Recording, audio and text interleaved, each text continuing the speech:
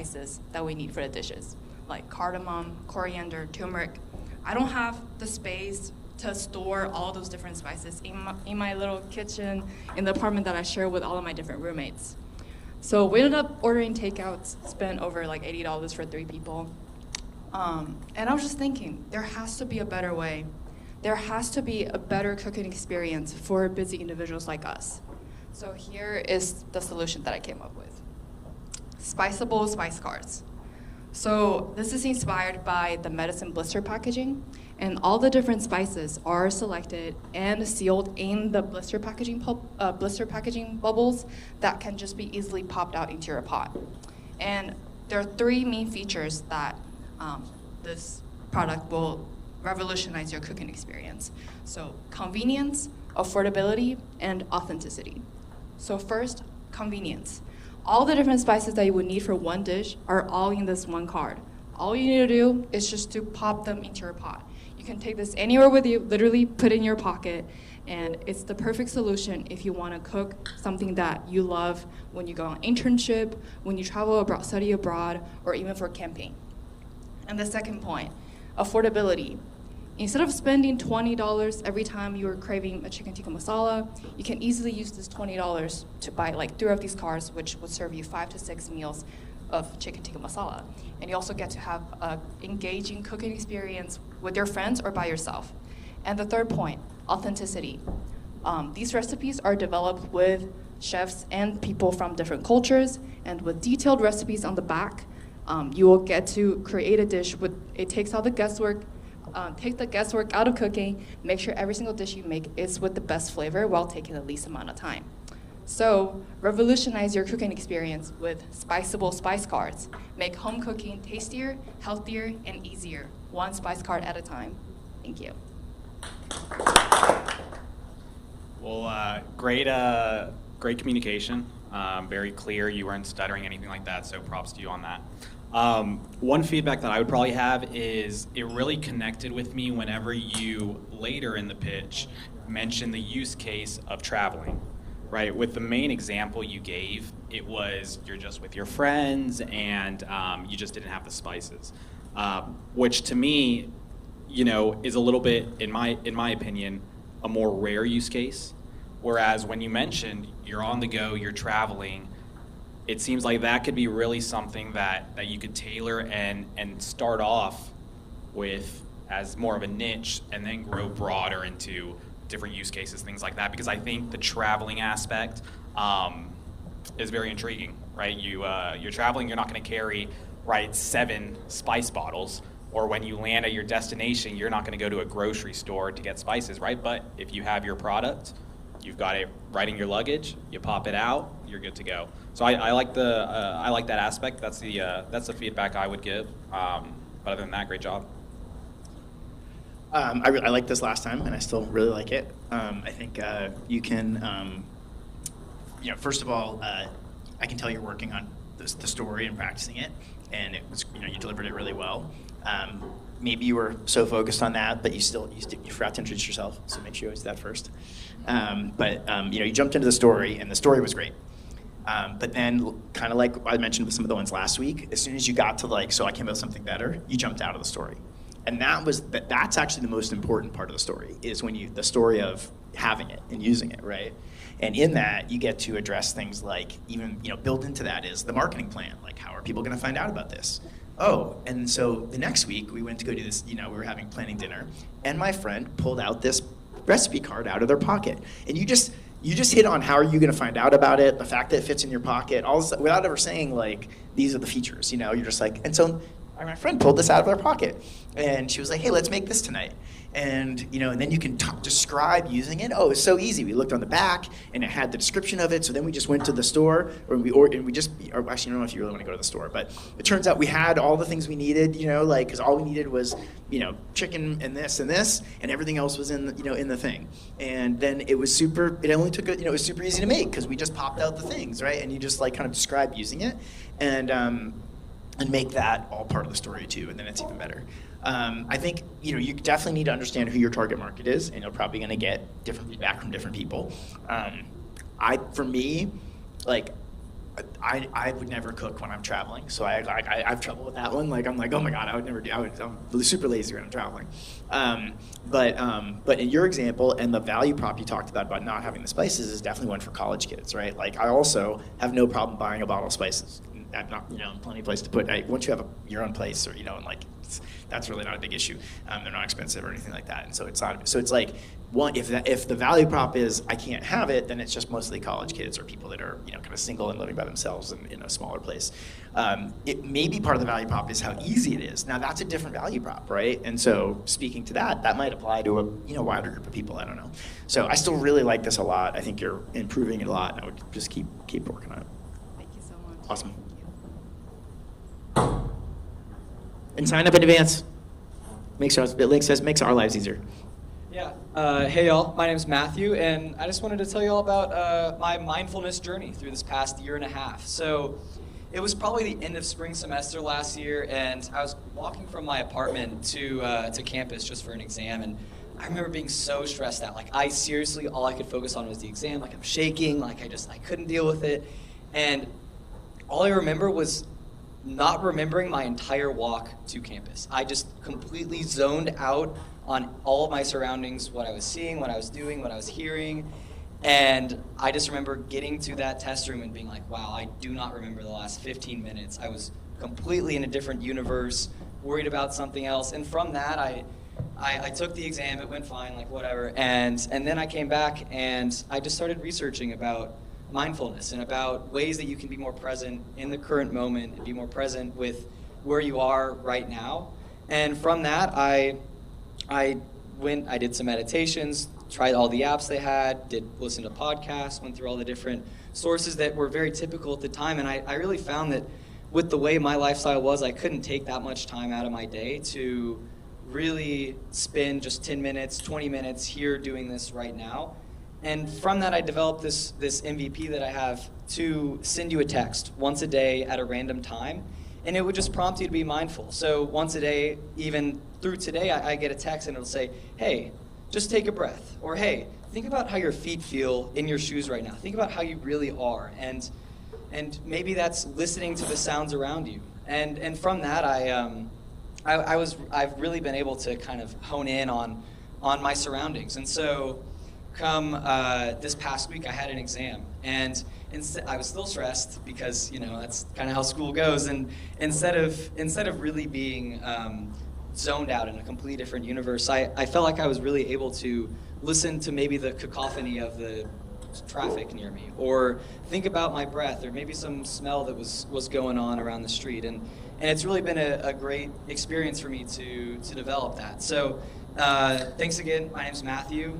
If you're interested in maybe trying out the product or working with me going forward, I'd love to hear from y'all after class. So thanks. Awesome. I think following on Josh's feedback for the previous pitch, I think explaining the marketing aspect and kind of what's going to allow you to create a moat where somebody else can't just come in and do what you're doing. So maybe you might be saying, well, I'm in college right now, and so I have a unique advantage with the organizations and everyone I'm connected with, that I can get this up and running very quickly and very efficiently and very cheap. And that allows me to kind of give me a good foundation to scale and grow. I think that's an advantage that maybe other entrepreneurs pitching a similar idea may not have. So I think the story was was articulated well and communicated well. You gave the use case, and I think it's just explaining to the investor kind of why you and why not someone else. Yeah, I thought it was great. Similar to the last one, really great story. That you kind of started with a super strong story. Then you jumped into let me describe what it is, and then you had a little bit more story. So it was a little better, but again, the goal is all story. And so rather than, so I built this app and here's what it does and explaining the features and why they're good. And it doesn't even matter that you built it. It's again, how did you find out about it? So but then my friend told me about the app, or I saw an ad for it, or just again, thinking about how people are gonna actually find out about it. And I saw, and I downloaded this app, and the next day, it just sent me a notification, and it gave me these one small simple thing to do, and it was pretty easy. I just did it right then, And later on that day, it asked me one other thing, and so I did it. And I didn't have to take like, a block on my calendar of time to go do it. It was something I could just do anywhere. And over time, it kept giving me these different suggestions, and then that led to me. Here's how I felt, right, or what that might be. So one, I think more story. It's kind of like more cowbell. I'm just going to say that to everybody. So more story. I think I have the Apple. I use a lot of the Apple Health stuff, and they have a new mindfulness feature they've been pushing, and it does this pretty similarly. It doesn't mean you can't build an awesome thing that does this better, or that it can't be its own standalone thing. There are a lot of apps out there that just take one feature of that phone and like make it its own thing and better and market it and make it more valuable. But I would look at what they're doing, and I would take that as a good sign. The fact that they're making it a feature in all the phones says this is actually like a really big deal. And so you don't want to like be afraid of that. You want to lean into that. Like Apple thinks this is a really big deal. They just added a mindfulness feature that they are giving these kinds of suggestions too, and we're going to do it even better. We're going to be more engaged for these people that need it more. And also good that you had to ask at the end. Awesome. Good job.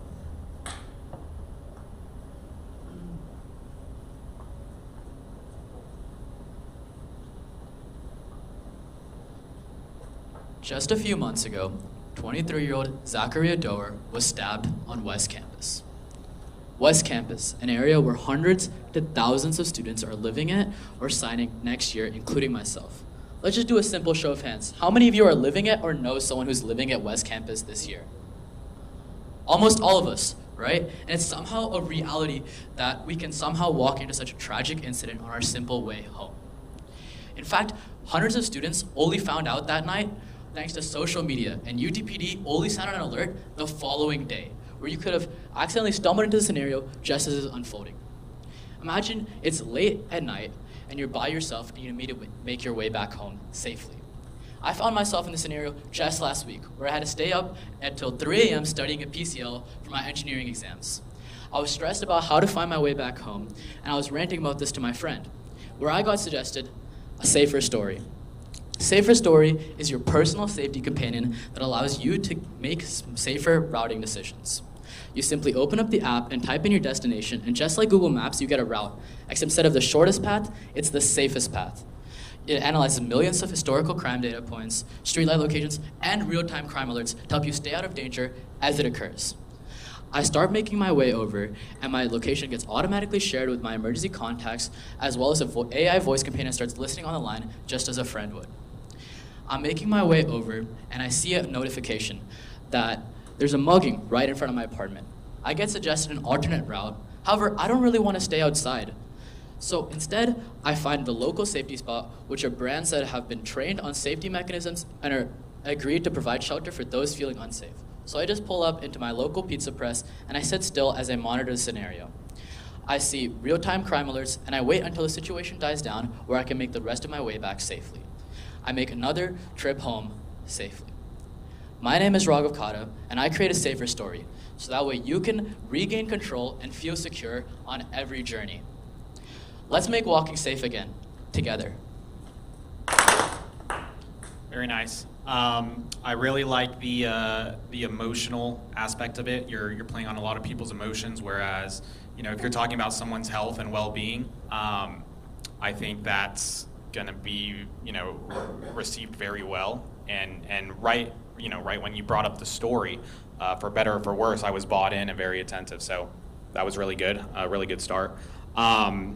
So much in fact that now I'm thinking from the previous pitch, I would have maybe gone a more emotional route as well, just like you did, where you're bringing in maybe suicide facts or something like that when he was talking about wellness. So that the fact that you were able to kind of bring up those ideas means that that aspect of the pitch was really well.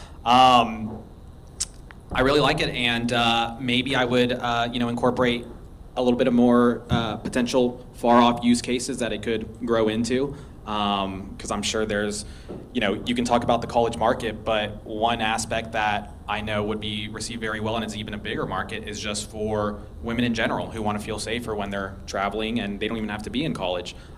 So I like the story. Maybe just adding that as a little cherry on top would make an investor's kind of light bulb be like, whoa, the college market's big, but what's greater in size in the college market? Well, women. So that might this could be really big. So that's kind of my feedback, but I really liked it.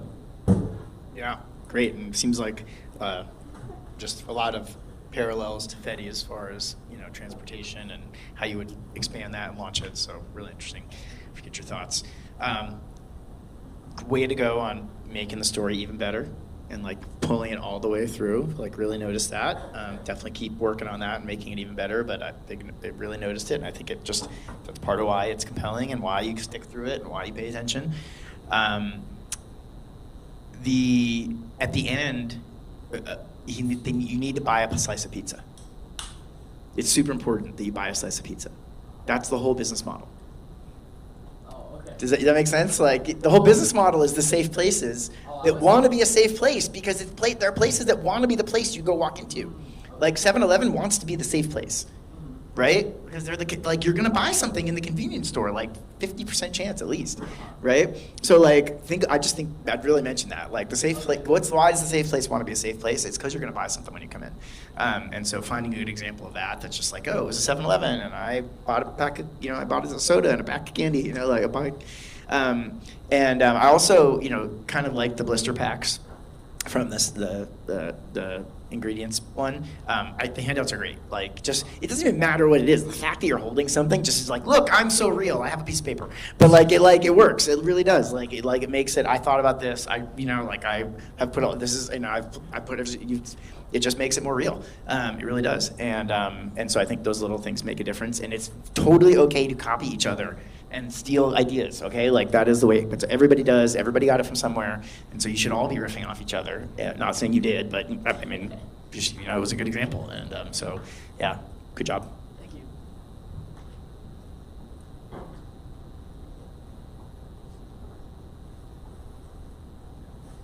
Hey guys, my name is Shreyas Patabi, and today I'm pitching Yum, a restaurant discovery and social incentives app. You'll see what that means in a sec. But before that, let me ask you guys a question. Do you guys have friends that are just completely indecisive when it comes to picking where to eat? Yeah. My ex was.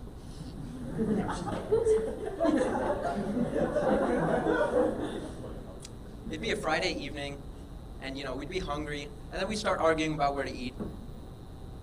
We ended up at that shitty Chipotle on Guad that never has black beans after 6 p.m. It was so frustrating. So I did what any other rational person would do. I replaced her with Yum. With Yum, all I have to do is simply log onto the app, get free recommendations based on where me and my friends like to eat, go there and eat, and get rewarded for it. It's a win-win. These restaurants get new customers, and I, as the customer, get new restaurants to eat at. Now, I don't have to eat that sorry excuse for a burrito ever again. Let me leave you guys with one last message. Don't let dining out be boring. Together, let's make it Yum. I appreciate your time. Thank you. Very good. I would maybe touch upon, kind of the technical aspect of the idea of how you're gonna, generate these recommendations. If I were pitching, I would, incorporate some sort of machine learning or AI algorithm or something that you can explain. Well, the reason why my product is going to work is because I'm taking, this new technology to provide recommendations better than any other current app can, and focusing solely on this feature.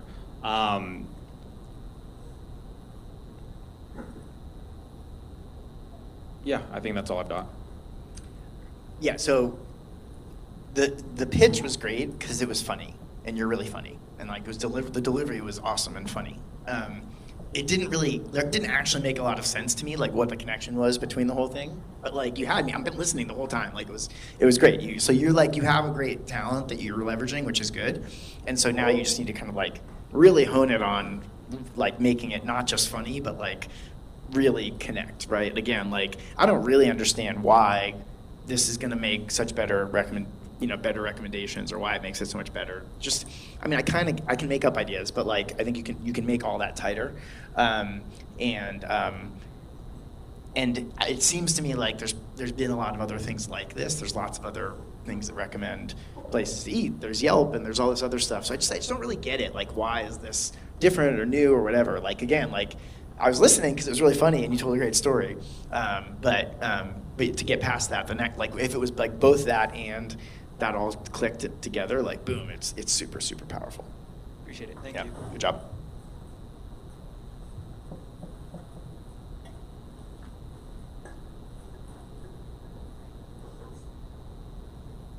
Hey everyone, my name is William, and today I'm going to pitch to you my company, Finopsis. Think of it as the word synopsis, but with an F.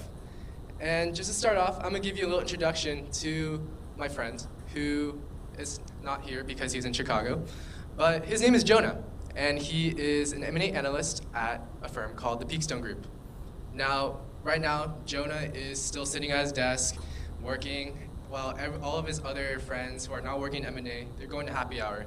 The reason why is because he has to work 80 to 120-hour work weeks, parsing through unstructured data in virtual data rooms. What are virtual data rooms? Well, virtual data rooms, you can think of it as a place where you store confidential documents that companies have, such as their financials, information, maybe company structure, business plan, whatever. But all this information is unstructured, and we have people called M&A analysts who come in and kind of decipher all of that for you. Now, you might be asking, why don't you just use ChatGPT on all this? I've done this in school. It's super easy.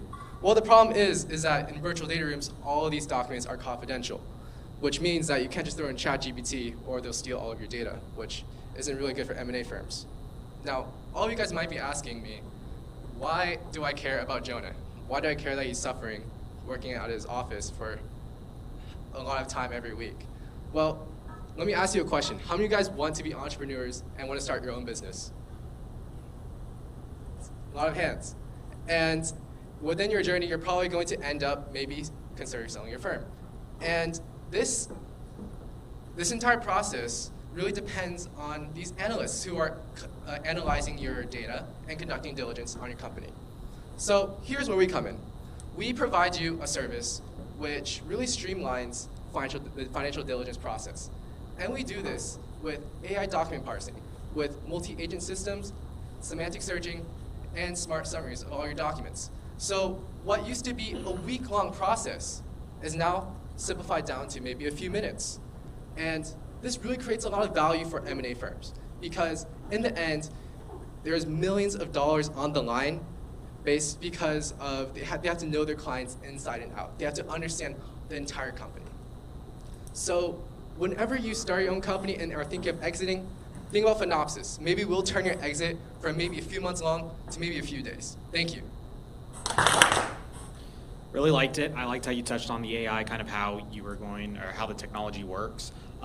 You touched on it a little bit. It was very brief where, you mentioned the analyst is spending, 60, 70, 80, 100 hours a week. I would touch on that more. Similar to what I said to the Safer Streets, it's playing on that emotion, whereas, maybe starting it off like, what's more important than money? Time. I can save you time. I can give you back your time. This is how. And then explaining how you're going to do that for M&A firms. I think playing on that fact would be a little bit better, but overall good. Yeah, I totally agree. I think that just makes it even stronger. That's what you're saving. And if these people get paid a lot and they're working 80, 100-hour weeks, then saving them time is really valuable. That's really important. And at that point, you don't even have to say, like, why do I care about this? It's not about, like, oh, save the analysts. Like, that's not quite, I don't think that's as strong. It's just show that you'll save them a lot of time and their time's valuable, and that's why you should care about it. That's enough. And I think, just building on last week, I know from the feedback I'd give you last week, it feels like you really incorporated that. You did a much better job just simplifying and explaining what it was and kind of like why it'd be relevant. So I thought you did a great job at that. The next step would be then more story, like really, there wasn't much story in that. You kind of start off like, here's my analyst friend, and he was like, and then you jumped into describing the product and describing what he does. So instead, like, let me tell you what he's doing right now. He's sitting in his firm and he's pouring through data rooms. What's a data room? Blah, blah, blah, blah. So he's looking at spreadsheets and he's looking at this and he's, and you wonder, like, why doesn't feed it? So you kind of like, you could just make all that tighter and that will make it shorter. And then describe, wow. And now that you didn't really get into, like, so now he just asked it a question that he needs to know. Like, like maybe it's like, and again, that might tie back to the beginning where it's like, okay, he starts off and he's got this checklist. He's got to fill in all the stuff in the checklist, and he's got this document full, this folder full of documents, right? And so he's looking through each document. First he has to look at each one, then he has to so he has an idea what's there. Then he starts going through the questions, and he's like, oh, I think that was in this document. And he clicks on it, and it's 150 pages long. So he's searching through and trying to find it, right? Blah blah blah. And you're like describing him having the problem, and then he's like, awesome. But then he installed Finopsis, right? And he was able to upload, the documents. Normally when he goes to ChatGPT, it blocks him from doing anything because his company blocks ChatGPT because you're not supposed to use it with any of this stuff. But his company approved Finopsis because it's safe. And so he's able to upload this stuff, and then guess what? Now he just asks it the answers to each question, and instead of having to look through any documents, he just gets the answer right away and then just looks at the document it came from to confirm that it's right and puts it right in. And instead of it taking him 6 hours to fill out this form, it actually took him 35 minutes, right? And boom, you just so again, you just tighten it way up. But big improvement. Thank you. Yeah. We got one more? All right, last one, come on up. Hello everyone, my name is Mark and I'm here to talk about my company Dynamics. So imagine you go into your favorite restaurant. The food is amazing, the atmosphere is beautiful, and everything is running smoothly. That is the magic of a good restaurant. But behind the scenes, the staff and the workers are all stressing because they have to manage inventory, staffing, and they have to do all that just based on intuition. But imagine if all of that was done with real data that they're already collecting, untapped and useful. That is where Dynamics comes in. We want to help small and medium-sized restaurants in making data-driven decisions just like the big restaurants are. In Scandinavia, where I'm from, we're seeing the big restaurant chains already using these data-driven decisions to maximize their profits in all the restaurants for up to $200,000 every single month. And we want to bring that to small and medium-sized restaurants. So how do we do this? Well, our system already integrates with their existing POS systems to have their data ready about local events, sales data, and weather in the area. We then make predictions on this and allow managers with one click of a button to see predicted customers, optimized staffing and inventory, and lastly to have optimized menus, just like the big restaurant chains. We have already partnered with the biggest POS system in Denmark, where I'm from, and therefore we have access to 25% of all restaurants in the country. Our mission is very simple. We want to make small and medium-sized restaurants have the same powers as the big restaurants so they can focus on giving the customers the magic feeling that we all want. Thank you. Did you make up that you already have partnerships? No, that's true. Okay. Because I was going to say that's a cheat because everyone should have said they already had customers. All right, well, so that's a very, very intriguing part. That's going to raise anybody's eyebrows if you say there's already some sort of proof of concept maybe. I think starting off, you could have gone quicker into kind of how real-time data can help restaurants. And because the way you kind of framed it at the beginning was that there's a lot of hectic stuff going in the background and real-time data can help them. And then maybe 20, 30 seconds later, you kept on going and then you kind of got, well, how do we do this? More so really quicker, well, what type of problems are they actually facing that you can help? Not just that, very broad, real-time can help, right? So I think kind of making that more clear of what the value add is, and sooner. Yeah, and then probably just differentiating more that, you mentioned in Denmark there's somebody doing this, but they're only tailored towards large companies, large restaurants. Maybe explaining why you're more, more equipped for getting the market of the smaller and medium-sized, and why maybe they're not. And maybe that's just as simple as emphasizing that they're not focused on that market and that leaves the door open for you. But other than that, it was good. Yeah, great job. Glad you came. Obviously, you've practiced and we're ready for that. It's, you've obviously pitched it before. So good job.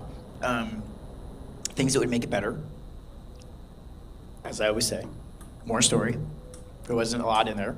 And so it was a lot of describing what it was. And no matter how much it sounds cool, or the facts are good, the more that you're listing things out, the more it's hard for me to pay attention.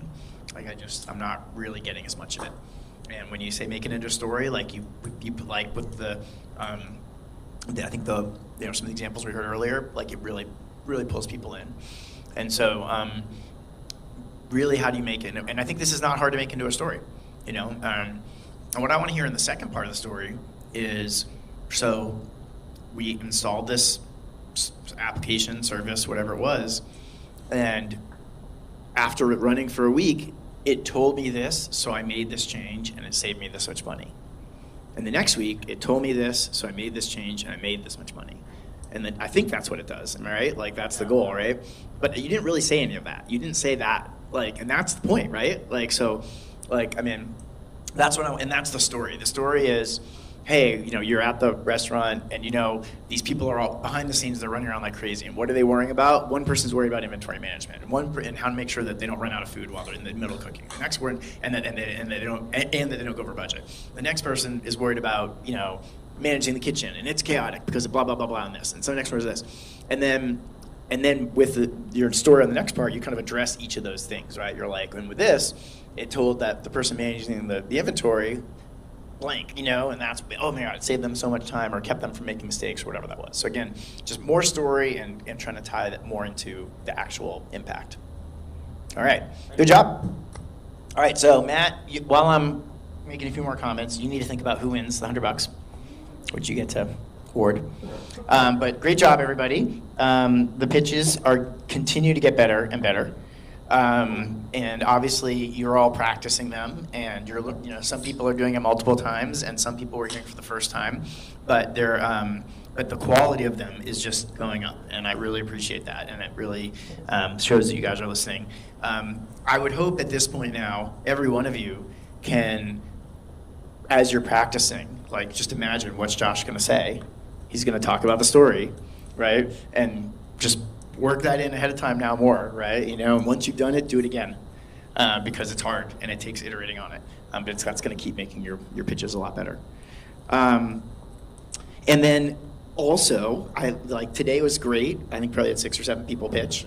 Felt perfect. And the pitches are all really good. It makes the TA's life and my life even way easier if you sign up, because I'm sitting here with Matt like 5 minutes before the class starts, and there are 2 people signed up, and I'm like, even though I should know better, I'm like stressing, going like, oh, no one's gonna be here to pitch, and Matt's not gonna see anything, and we're not gonna see anybody, and then lots of people get up to pitch. So please do sign up to pitch, because it just makes our lives easier. All right, Matt, who's gonna win? Yeah, so first off, thanks for everyone who pitched. I know maybe we're not recording them, but it just makes me think that I'm really happy my first pitch wasn't recorded, because y'all's was a lot better than when I first pitched Fetty. So I think the winner for me is going to be the Safer Streets one.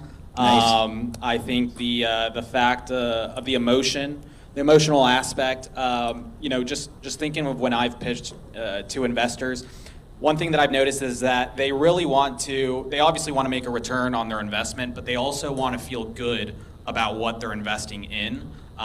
They also want to give a great story to their LPs, the people who invest in the fund, about what they're investing in. So if you go to them and say, hey, if the person you're pitching to goes to their investors or just to their family or colleagues, and say, hey, I just invested in a company that I think is going to do really well, but also it's keeping children safe, it's keeping women safe. So that's why I think playing on the emotional aspect really does bring value. Believe it or not, it's not 100% about money a lot of times when pitching. So I think that was a really strong pitch. Yeah. Awesome. Come here, get your money, come on. Good job.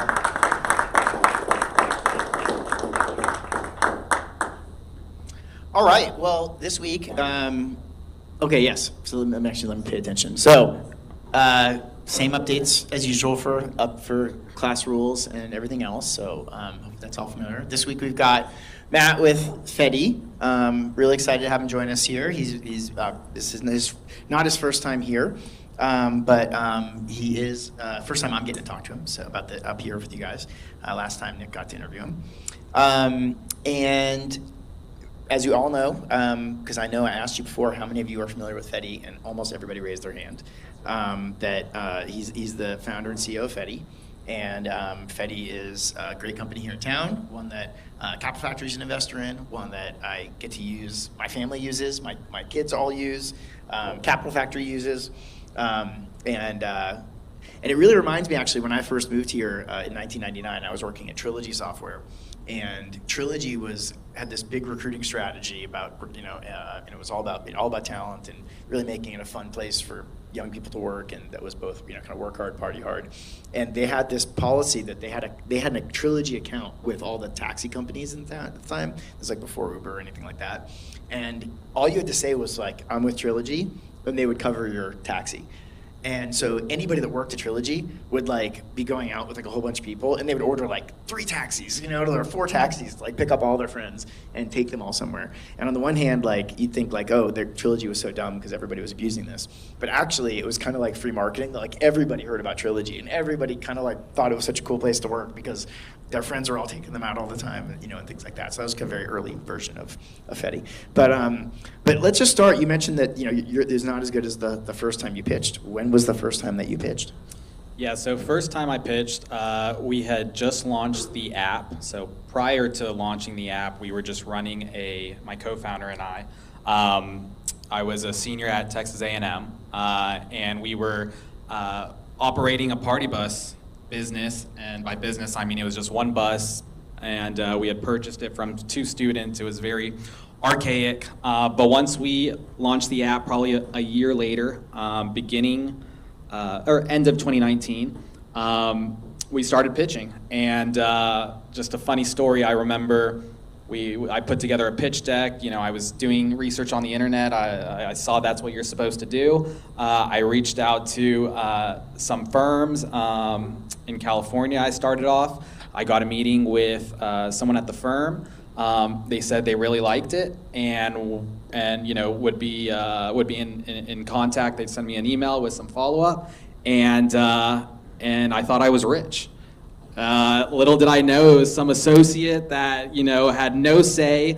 2 weeks later, saying, "Oh no, my boss isn't interested in it," and then I thought to myself, "Well, I'm not rich." So I was very naive at the beginning of the whole process, not understanding kind of how these things worked, and so I think the experience you're getting here with Josh is phenomenal. That's already a head start than what I had. But I think the more important thing is to understand that because you don't know anything or don't know a lot going into it, that shouldn't prevent you from trying, because the quickest way you can kind of push through is to figure out what's working, what's not, how this game works, and then just learning. The main key is just learning. So what is different about the pitch today than then, other than you being more practiced and better at it? Like what's actually fun? How has it changed? Yeah, so there's a couple of aspects. There's macro aspects which are out of your control, right?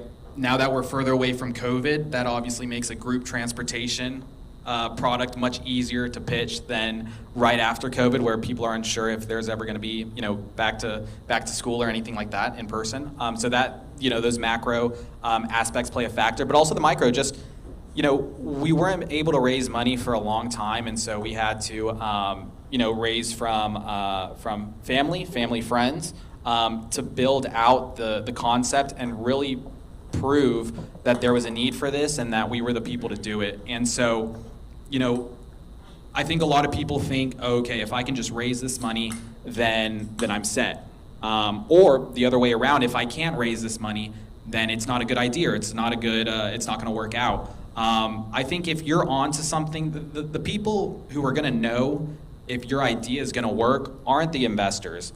It's going to be your customers. If your customers are using it, if you're able to get customers easily, that means your idea is working. Not necessarily if people are investing or not. So I think the biggest thing is, macroeconomic factors got better, which allowed us to raise money easier, but also we had proof of concept. We had money coming in, we had users, we had people seeing it on the streets, and I think that's when it got a lot easier, which shouldn't be the case. People should believe in it early before there's proof, but you can't always have that. So, through Capital Factory, I've seen a lot of different ride-sharing type businesses. I've used a lot of them. When obviously Uber and Lyft, there's one I used for a long time, not as much lately, but I loved, called Wings. I don't know if you ever saw Wings, but it was like about scheduling in advance, and that really is a different use case and a little different than Uber, which I really appreciated. And then when Uber and Lyft got banned in Austin, which most of you probably don't remember, but happened for a couple of years and was quite the drama, a million other startups launched trying to like fill the void, and pretty much none of them worked. So why has this worked? Yeah, I think Because like none of them work. I mean, yeah. honestly, like this is super hard. Yeah. Like No, this and just yeah. general class of businesses that Yeah. we look at. Like if I were like in general, Yeah. this is really hard. Yeah, it doesn't have the greatest margins. The Or startup, why has it worked so far? Anyway, Right, you know, as exactly. far as it has. Yeah, I think. Are you still I think, working on it? Yeah, I think the reason it worked is for two reasons. The first reason I touched on is that we couldn't raise money easily.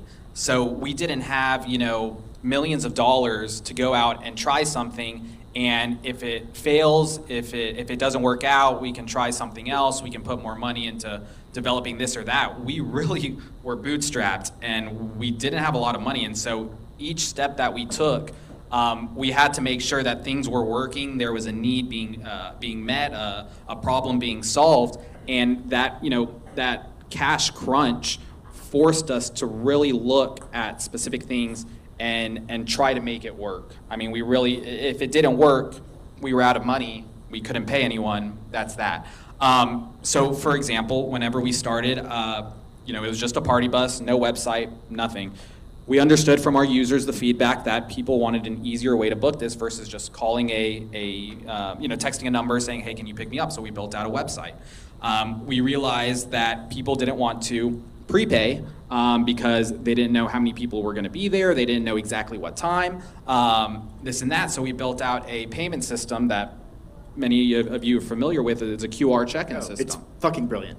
It's a QR check-in system. I mean, the first time I saw that, like, I got into a Fedi with like my kids or something, which don't do that often. But and I saw them all just like whip out their, and I was like, oh my god, you just solved the split up the payment thing. Right. Like, this is so cool. Right.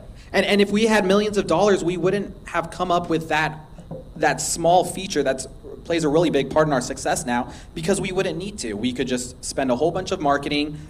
And if you have a lot of money, guys, if you have millions of dollars in the bank, you're going to get customers. Now, once Because you can pay to get customers. Exactly, you can pay. You can give them all the free rides. You can be on every billboard. You're going to get customers. But are those customers going to stick around? And is that customer acquisition cost, once that money goes away, is it going to stay high or is it going to be low? And so we had to figure out ways. We had to, tailor every feature to solving a problem so that these customers would use us, because we didn't have the money to just hand out free rides, to be on digital ads everywhere, everything like that. And so I think that's a big piece of why this worked, is because we had to look at every single feature and understand how can we make this process better. And I don't think any company in the group transportation space has ever had to do that, or at least think about it as hard, because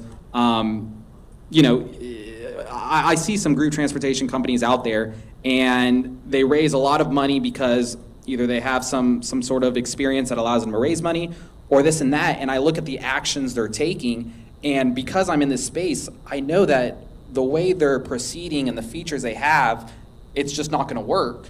And the reason that they just continue going down the path they are is because they can raise more and more money. And so it's kind of this death loop that you have, and it's kind of a curse of being able to raise a lot of money very quickly. Yeah, so when I look at it, one other thing I see as like a fundamental difference is almost every other ride-sharing competitor in this category that I've seen has come up with like a different way to do ride-sharing, but that targets the same base use case and customers. Whereas you, and I'd argue to an extent, Hitch, another company that we're an investor in, another one that seems to be doing well. That's has anybody used Hitch? A number of you guys have, right? Another Longhorn Startup class, thing that came out of our class. Also targets a different use case, right? Nobody's wondering, should I use Hitch or should I use Fedi, right? Like, there's no confusion there, right? Like, it's a totally different thing. So what's fundamentally different about your use case? Why am I not just ordering 4 Ubers? Yeah.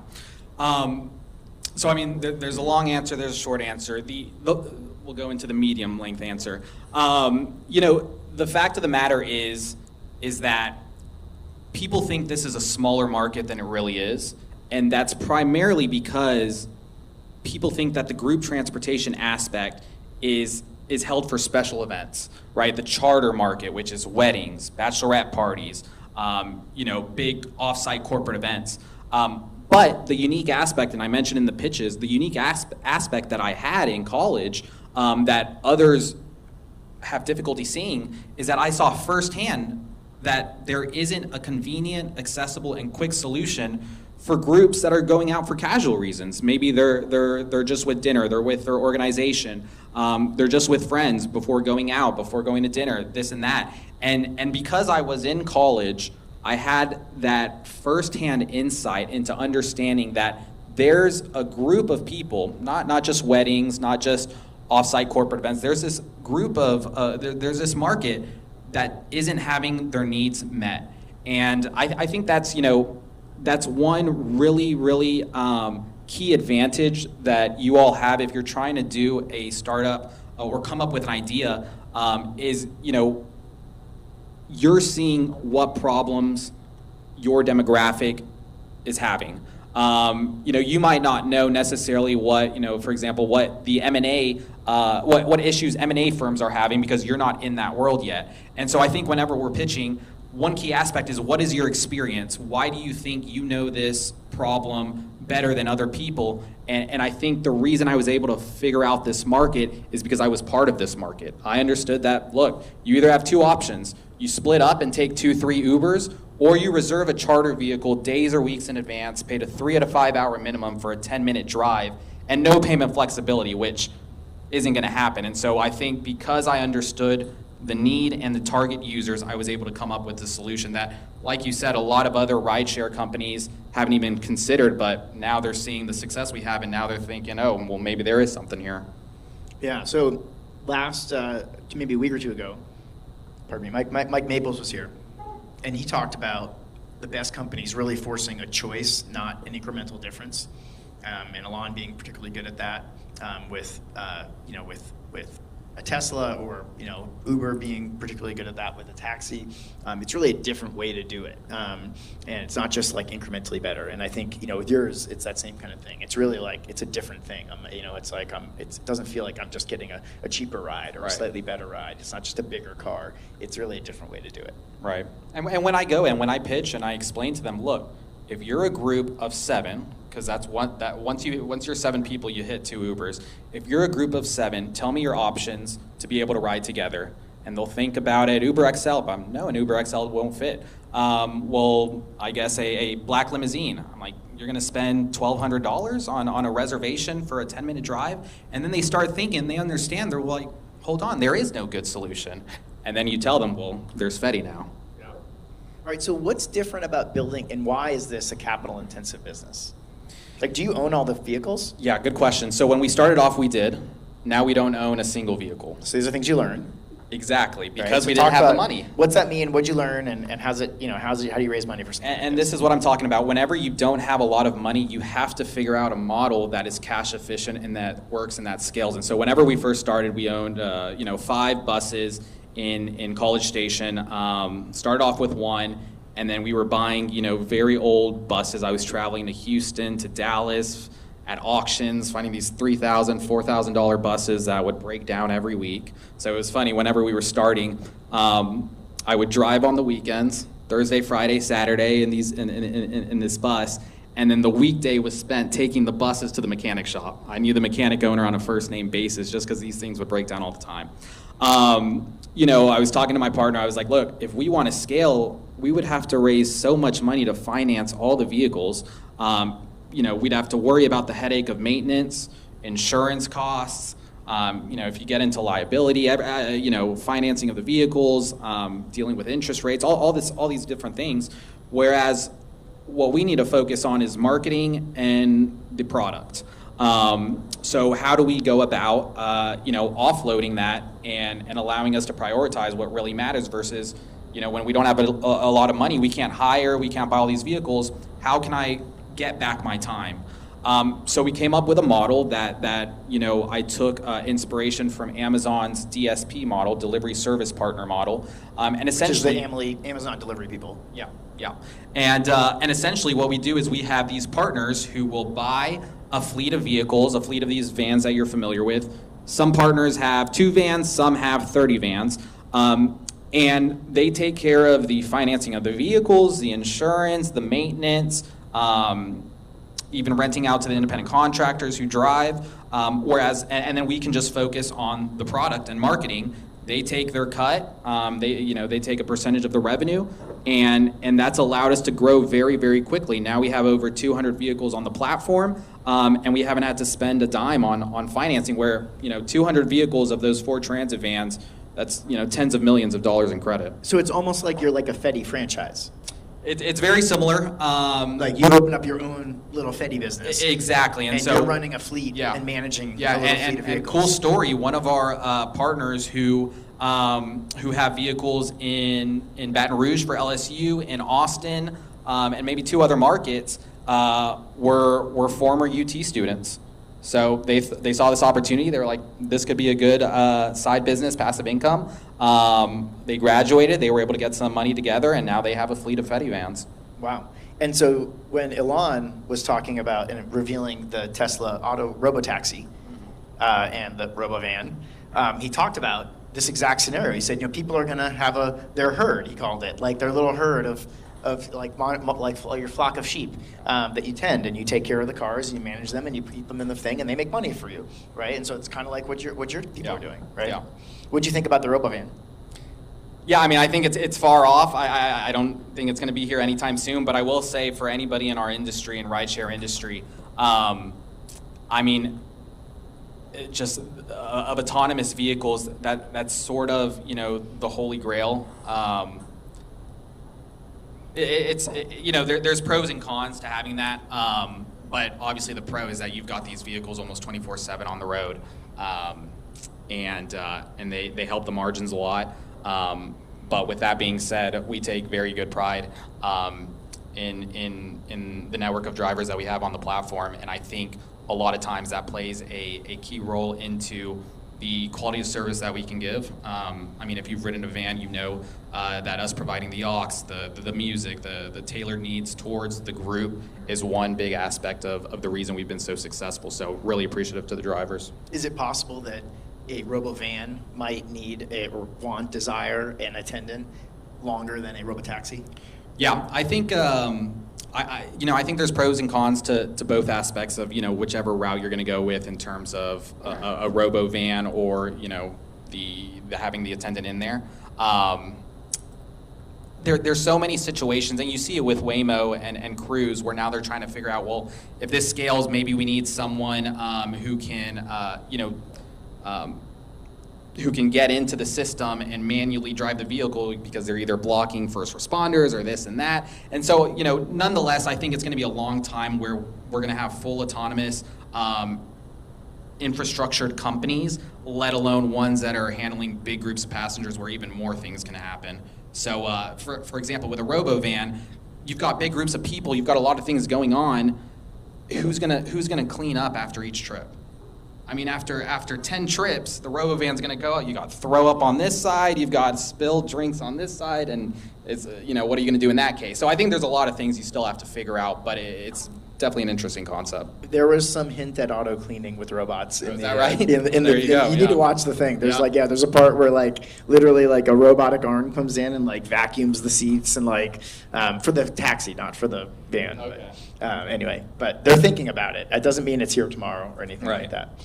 Okay, so let's talk about you talked about starting with just one bus and evolving the how you finance the vehicles. But this is the type of business that launches geographically, right? You start out in College Station, then you're in Austin, or even probably not all of Austin, right? You're doing certain markets. So one, how do you think about that? Which markets do you launch? What markets have you recently launched? And what does it mean to grow that way? How do you launch new markets? Yeah, so there's pros and cons to having a business that has to launch geographically. For example, if you're Spotify, you can launch across the whole country with the click of a button. You're not tailored towards certain geographical areas. So that can be a con that you can't grow as quickly. One pro of having this type of business where it really is, you have to launch in a market, take care of that market, ideally make it profitable, then go to the next market, is that it's not as easy for other competitors to blow up really quickly as well. So if your startup, if your idea is hard to launch, or maybe expensive to launch, or complicated or difficult, I don't view that as a con necessarily, because all that means is that if you can figure it out, you've got a bigger moat, because now it's harder for other entrepreneurs, other competitors, other copycats to figure that out as well. So we launched it in College Station. I was there. That's where the business started. We came up with the app. We deployed it. It started working. We went to go pitch investors. They thought it was just a small town college thing that was working. They asked why we're not in a bigger city. So we said, okay, let's launch in a bigger city. Let's see if this is replicable and if this is a legitimate idea. So we launched in Austin.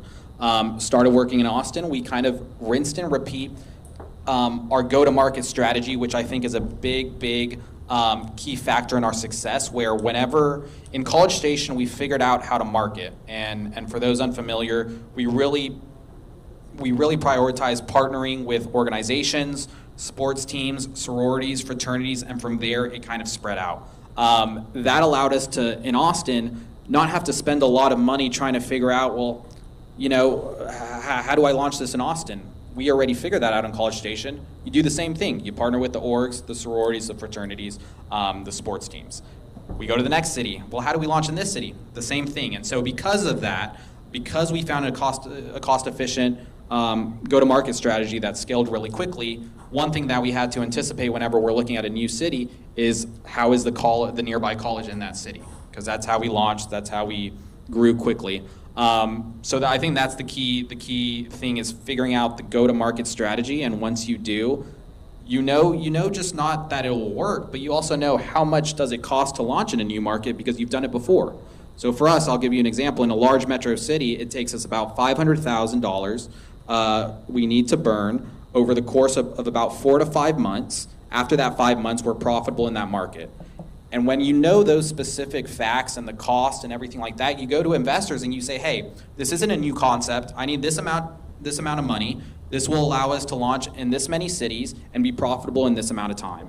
And it's very easy because you've got the recipe. And so I think that's a key factor before you start scaling and growing too quickly. In the market that you're first starting in, you want to be able to fine-tune that recipe so that you can move much quicker. Versus I see companies who will just launch in 20 cities. You know, in my case, maybe they put 2 vans in 20, 30, 50 cities, and they're trying to figure it out in all 50 cities what works. And you're just spending a lot of money, and to the outside eye, you look at the company and you're like, wow, you know, Fetty's in 1 city or 2 cities, but this other company is in 50 cities. That other company is doing way better. When in reality, you know, they're doing maybe a couple trips in those 50 cities, whereas in College Station in Austin, we're serving tens of thousands of students on a monthly basis. And so I think figuring out, you know, when you're dealing with a geographical constrained company like this, figuring out what works in one place and then how you can replicate it. And that's how we started. Now we're in 6 states. We're in Tuscaloosa with University of Alabama. We're in Baton Rouge with LSU. We're in Dallas-Fort Worth, Austin, Houston, San Antonio, College Station, and we just launched in Nashville, Atlanta, and Phoenix, Scottsdale. But to just give you some background is we were in College Station only for a full year. We were in Austin and College Station only for another full year. Then the next 6 months later, we launched in 3 cities. Then 6 months later, we launched in about 6 cities. And so you can see that as we're figuring things out, we can grow quicker and quicker because now we have the proof of concept. Now we're making profit. We have more money to reinvest. So, you know, never think you have to grow too quickly. I think you need to figure your thing out, and then that, you know, it's a better long-term strategy. Do you only launch right now in cities that have universities?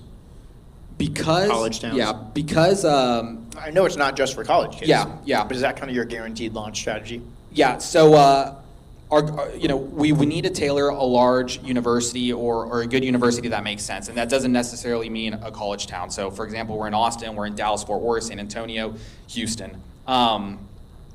The college towns like Baton Rouge, like Tuscaloosa, like College Station, they produce less revenue, but the cost to build up those markets is much more cheap. You're dealing with a small radius. You know how many vehicles you need. You know, less than $500,000. Yeah, it's less than 500,000. So 500,000 for the big major metros. And so whenever we're looking at our budgets for the year, we say, okay, we've got enough money to do 2 big metros, but these college towns are so cheap. Let's throw in 2 or 3 college towns just for the heck of it, right? It's not going to be a money changer on the gross revenue or on the balance sheet.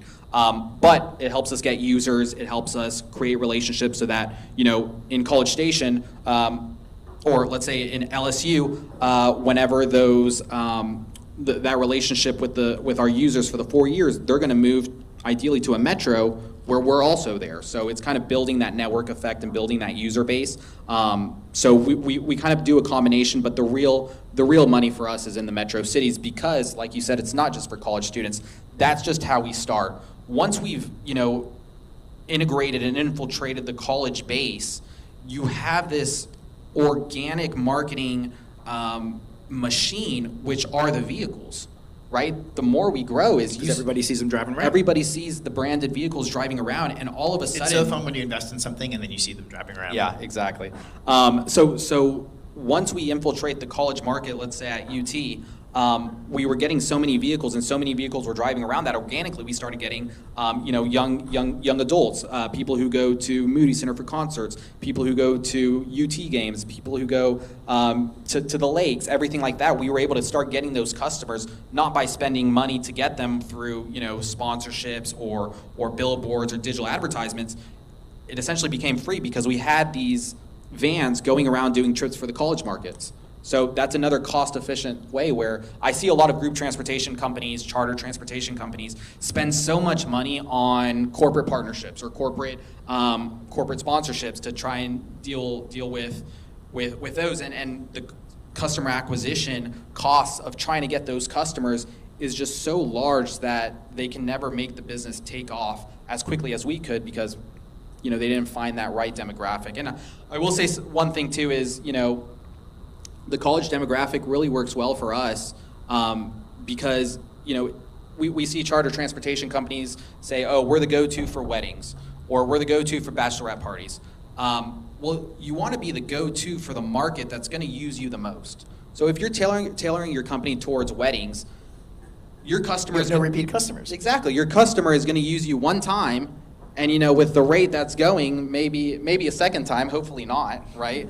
But they're going to use you one time, and then that customer is gone. Whereas with us, we're targeting a demographic that's going to use us not just once a year, not just once a month, not just once a week, but multiple times a week, multiple times a night. And I think that's another big thing that's allowed us to succeed. Yeah.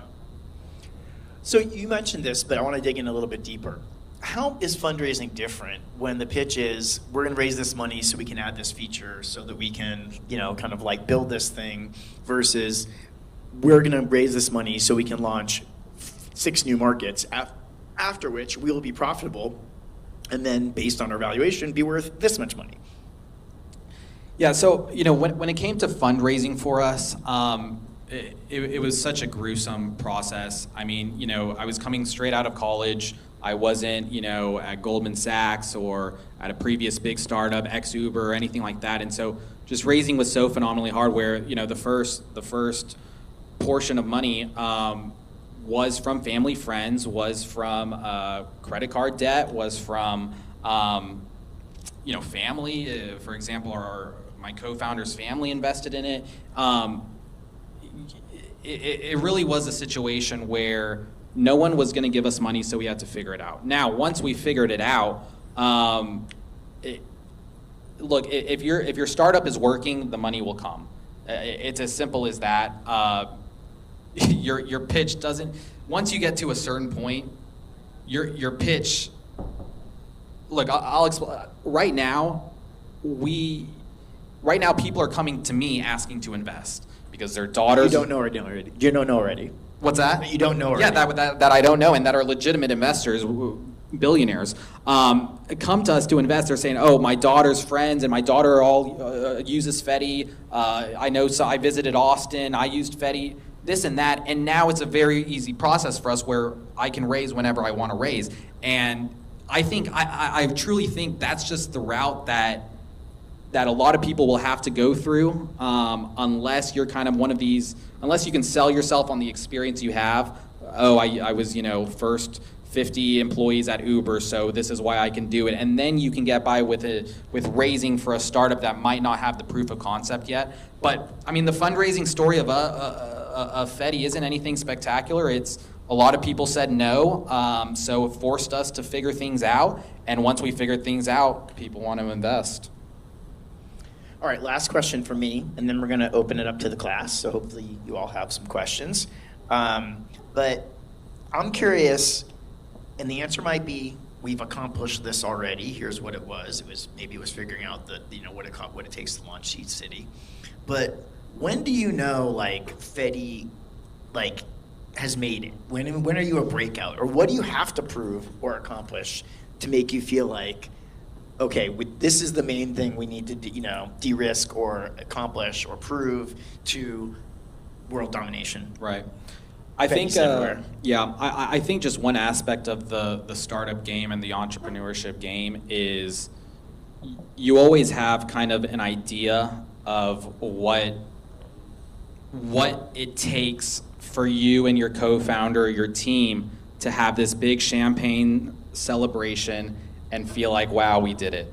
And from my experience, the process and the journey is so slow. From the outside, it looks quick, like, oh, they launched and now they're everywhere, but it's so slow and gruesome that once you get to that point, that you thought it would be celebrations, that goalpost has already moved. So, I mean, I'll give you an example. Whenever, with my co-founder, whenever we were like, okay, when we raise the first $1 million, we're gonna feel like, all right, this company is ready to go. I mean, we've made it, it's a legitimate company. Once that time came, we didn't even celebrate because we've got so many things that we're trying to figure out. We've got to grow more, that the goalpost has already moved. And so we definitely don't feel like we've made it now. What's the next goalpost?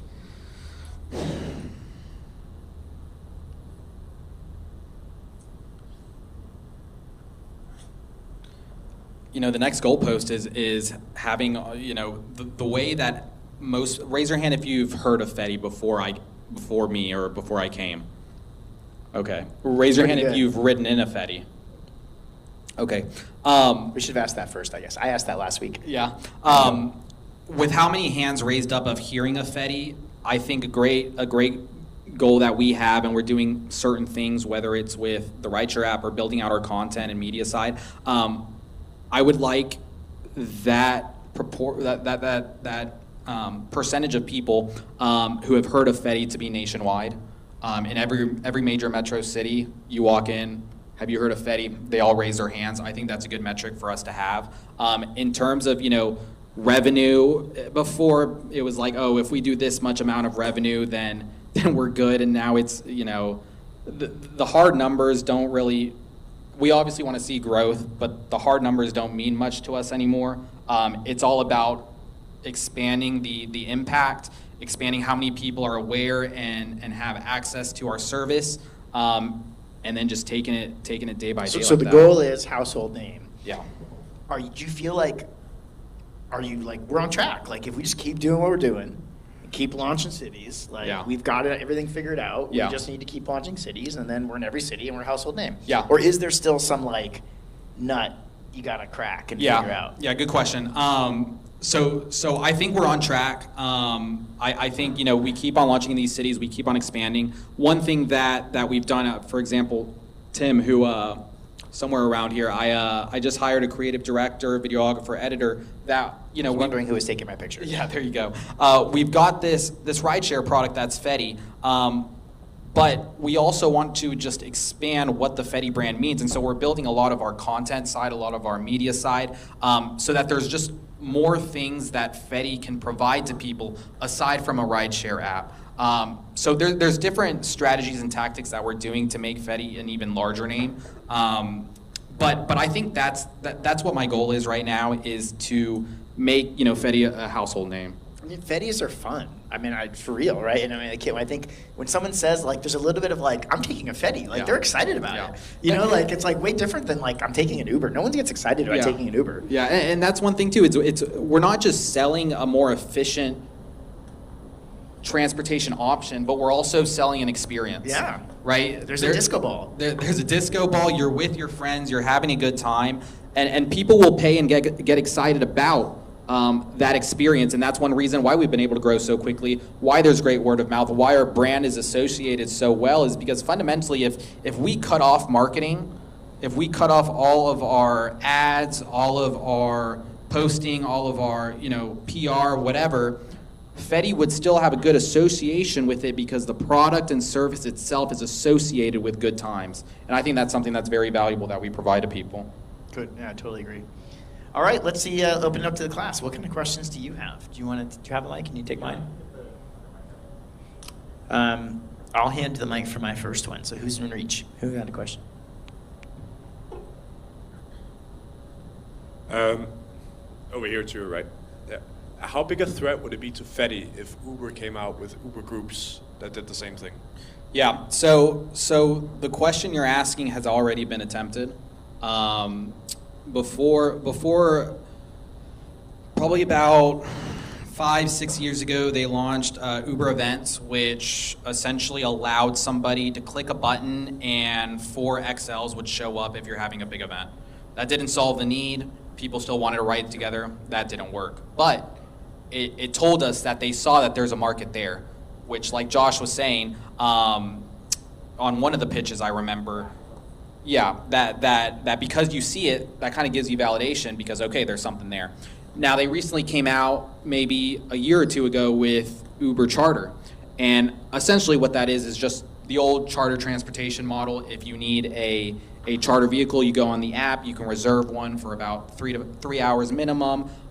It's about 70% plus the cost of a Fetty. And that hasn't really worked too well either, but they see that there is a need for it again. One of the advantages we have is that we've built this product from the ground up based on what the needs are of our demographic. And so, like Josh was mentioning, the QR check-in system, right? The ability for us to dispatch, based on group size, being able to tailor, a vehicle and understand that, okay, this group right here has a 5-minute trip. They don't need it for 3 hours, right? So that we can make sure that this group is taken care of for a very low cost, and at the same time, right after that, take care of this other group that needs to go to this certain place at the same low cost. And so, and of course, a big part is the model we've been able to create has created these fleets and these partners, almost like a franchise, that allow this to scale very quickly. Whereas Uber, in order for them to deploy the resources and capital, remember, this is our whole team, this is our whole app, we're only focused on this. Uber Charter is one of 70 features that Uber is dealing with. So the amount of time, and I know the people who lead Uber Charter, and they're great people, but they're also dealing with so many factors, so many things that, and a limited budget towards that strategy, that for them to, deal with the cost, resources, times to solely focus on this, what's more efficient for them to do? Buy someone who does it already. Right? So that's a conversation. I mean, what has Uber not tried? They've tried everything. Like everything you can imagine that has been already tried, like by Uber and by a million other people. A few of them have worked, right? Uber Eats worked.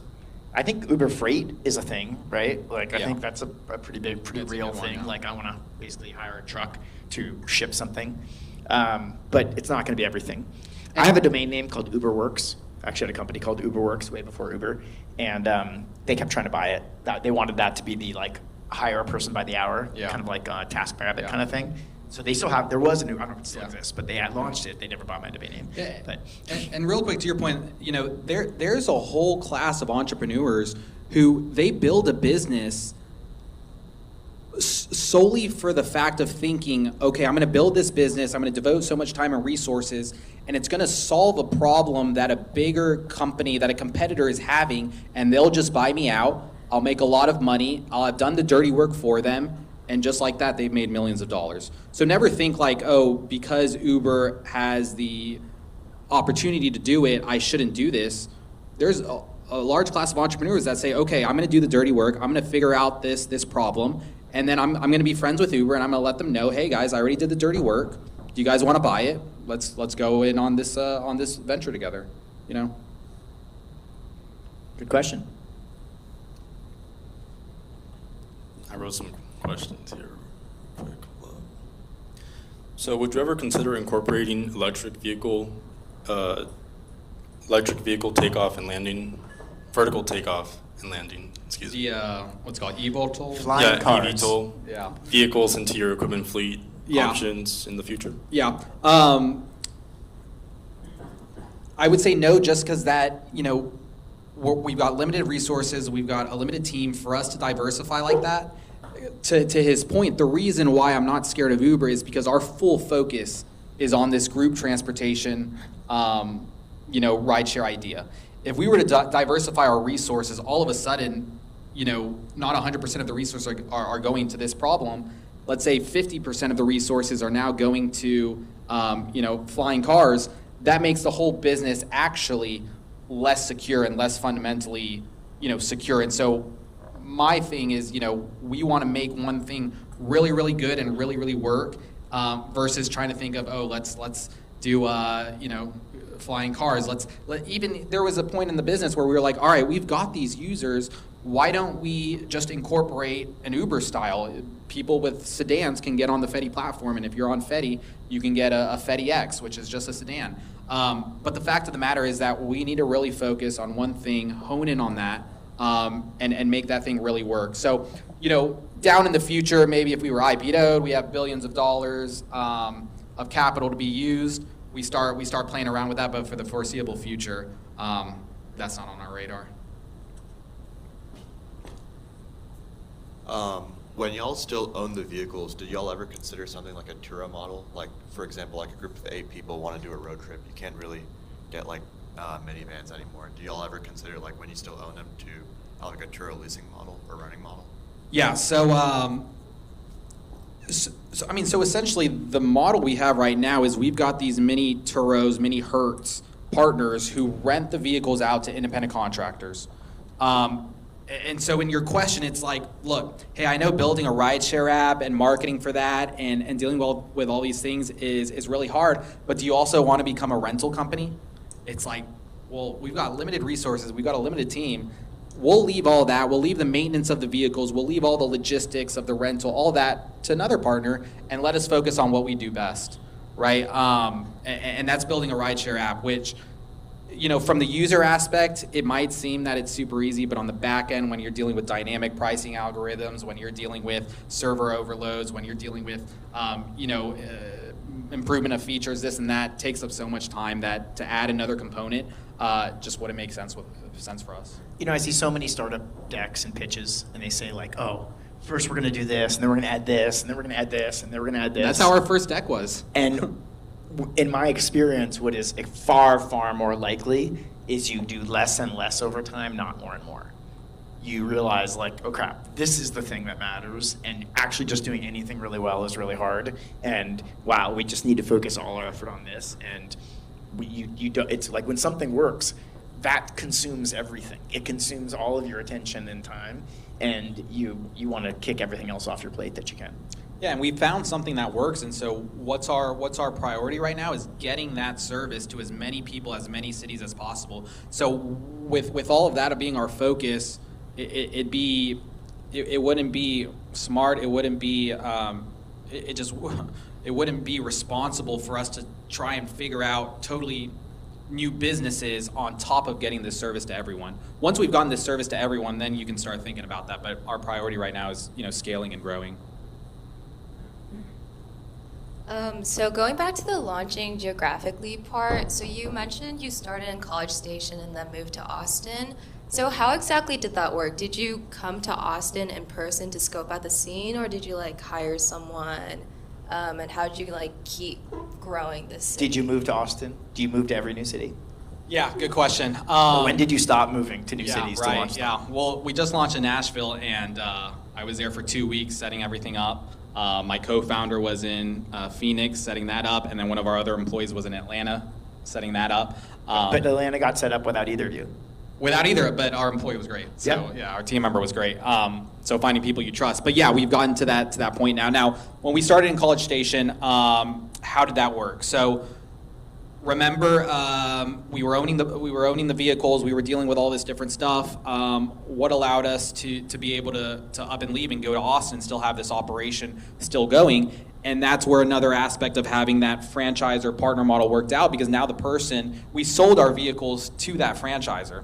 So we said, hey, look, this is working. And that was our first, we call it PSP, Fetty Passenger Service Provider. That was our first PSP where they had operated a party bus business in the past, and we told them, here's 5 vehicles, we'll sell them to you. The business already works. You just have to manage everything. We take care of the app, you're good to go. They bought the vehicles, financed it from us, and we were able to go to Austin and still have that operation going on.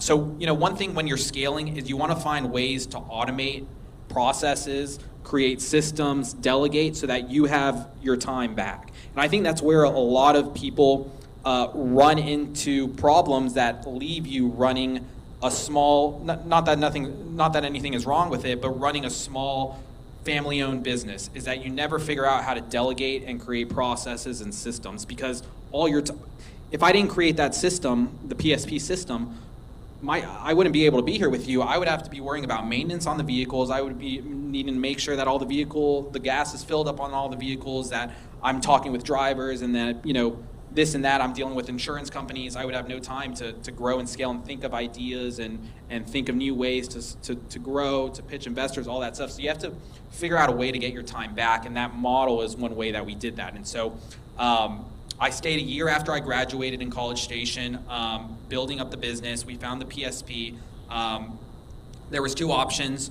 You can go to, in my opinion, maybe 3 now, but if you want to start a tech company or really a startup, you can go to San Francisco, you can go to Austin, and you can go to Miami. This was in the middle of COVID, or at the beginning times. San Francisco didn't look at all. Let's go to Austin. It's closer as well. We automated things, but still, you can't be that far away from your first city. So we came to Austin. First thing we did is we went around to all the VC firms and dropped off pitch decks to try and get some money. We went to every firm you can think of. I think one gave us a call back. We pitched. Our pitch was horrible. My co-founder got in an argument with the VC guy, and we left knowing that it didn't go well. And one thing that I really do credit was Josh and the Capital Factory team. Capital Factory got involved with Fetty, gave us some great connections, and we were able to build out a network here in Austin that has flourished. Joseph Kopser, one of our best advisors and mentors, was from an office hour here in Capital Factory. So that's one thing. But yeah, and then we figured out at UT, we launched. Fun, quick little story. Me and my co-founder Justin, we were moving to Austin. I tell Justin, I'm busy. Can you figure out an apartment for us to stay at? He's like, yeah, don't worry, I'll take care of it. I said, I don't care as long as I've got a bedroom that works for me. He tells me, okay, I found a place. We'll go sign the lease. I say, all right, great. We go down to the leasing office, and we sign the lease, and the front desk lady is like, why are you guys moving in here? All of a sudden, I'm like, what are you talking about? Like, do you not want our business or something? Little did we know, and I wasn't familiar with the UT area, we're out of college. We had signed a lease on Rio Grande in West Campus.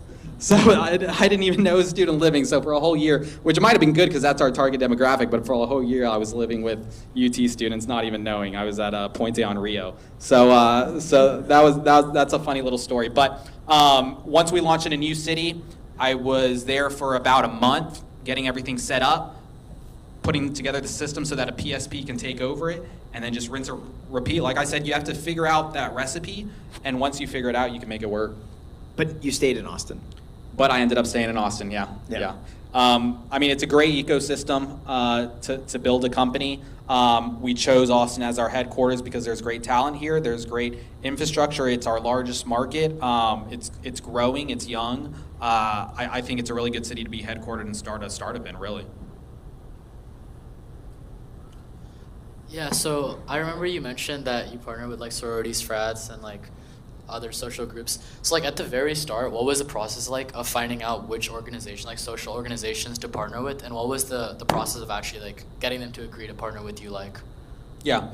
So it's one of the big part of that's just how do you figure out the right person to talk to? Right. Exactly. I mean, it's one of it's look, if you tell me there's so many obstacles that are going to come up.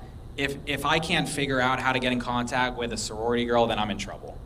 If that's the thing that ends the company, then I don't deserve to have a company. And so it's like, look, if you need to get in connection with someone, you can go walk up to the sorority house, right? You knock on it. Hey, do you have the number of your president? We'd love to give you a free service, right? So that's just asking people. I was at A&M, so I knew someone who knew someone who knew someone. So it's just going out and doing the dirty work and asking. Yeah. So kind of going back to like the transition from say like College Station to a big city like Austin or a bigger city, what's something that you maybe not necessarily like grateful for, but maybe like having moved to Austin, like maybe we're like grateful for realizing while still at College Station, and also on the other hand, like what's maybe a challenge that you didn't expect to face moving into a bigger arena like Austin? Yeah, so one thing that, seeing the differentiator of a college town market, growing a business there versus Austin, a big thing is the labor market. There's only, in College Station to college town, there's only so many, there's only so many people that are right for your job, whether it's engineers, whether it's marketing, whether it's managers, or whether it's drivers. Whereas in Austin, it's such a larger pool that you can choose better people for the job. So I think that was one big thing that was really good. Another thing was also just seeing, it was very good for the team to see different use cases versus just going out for college kids, right? So in Austin, we realized, wow, Fetty's a great option for lake trips, right? Where in College Station, we would have no clue. For big concerts, College Station, there's no big concert venues, right? For sports teams, for Austin FC, College Station, other than A&M, we already knew the college market worked, but Austin gave us the ability to see that this business is bigger than we ever thought. It's not just a transportation option to get to the bars. It can be for a wide variety of things, weddings, bachelorette parties, all of that stuff. A difficulty we had is that College Station is much more it's much more smaller, that our vehicles could cover the whole city without having an impact on wait time for the user experience. Whereas Austin, if somebody wanted to take it to the lake, that vehicle is out of commission, serving one group, 45 minutes there, 45 minutes coming back. Whereas in College Station, for 2 hours, we could have done 4 or 5 groups, right? Times that by 13, you're servicing a lot more users a lot quicker. So when we launched in Austin, we had to shorten that radius, where it was like a radius that really just covered the nightlife areas, UT, and we had to build the market first with that radius so that the app looked legitimate, where it wasn't, it takes me an hour to get a Fetty van, like what is this, right? It doesn't look like a rideshare app. Once we kind of built up the supply by servicing the small radius, then we could open it up because we had enough vehicles to where that wait time was salvageable. It still made sense, and so I think that's one thing that we learned. And now when we replicate to a bigger market, that's exactly what we do. We start with a smaller radius. As we grow the fleet and grow the markets, we expand it so that we maintain that customer quality. Hi.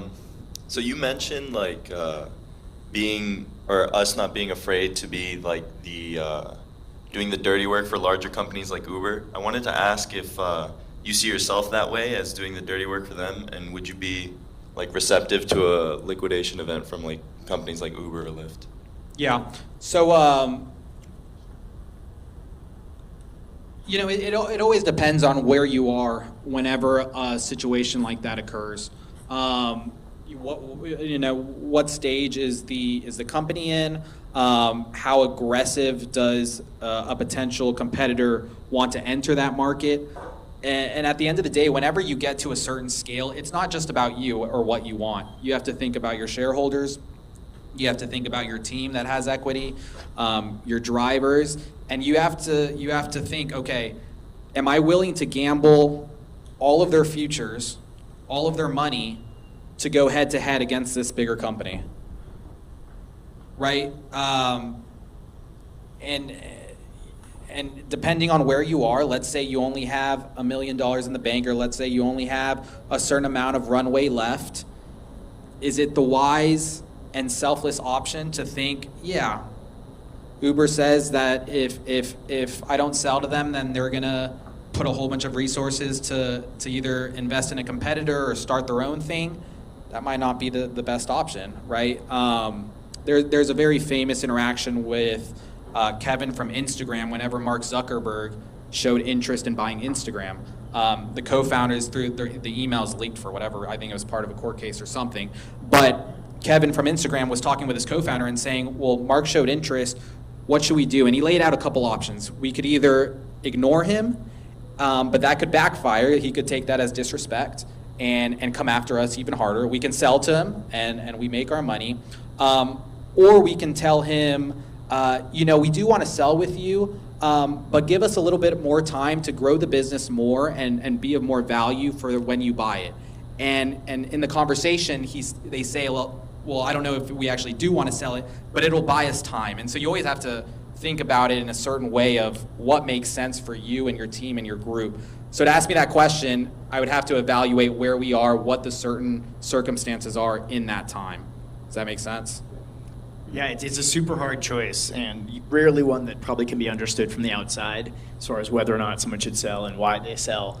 There's often a really lot of complicated dynamics, even if the business is working really well.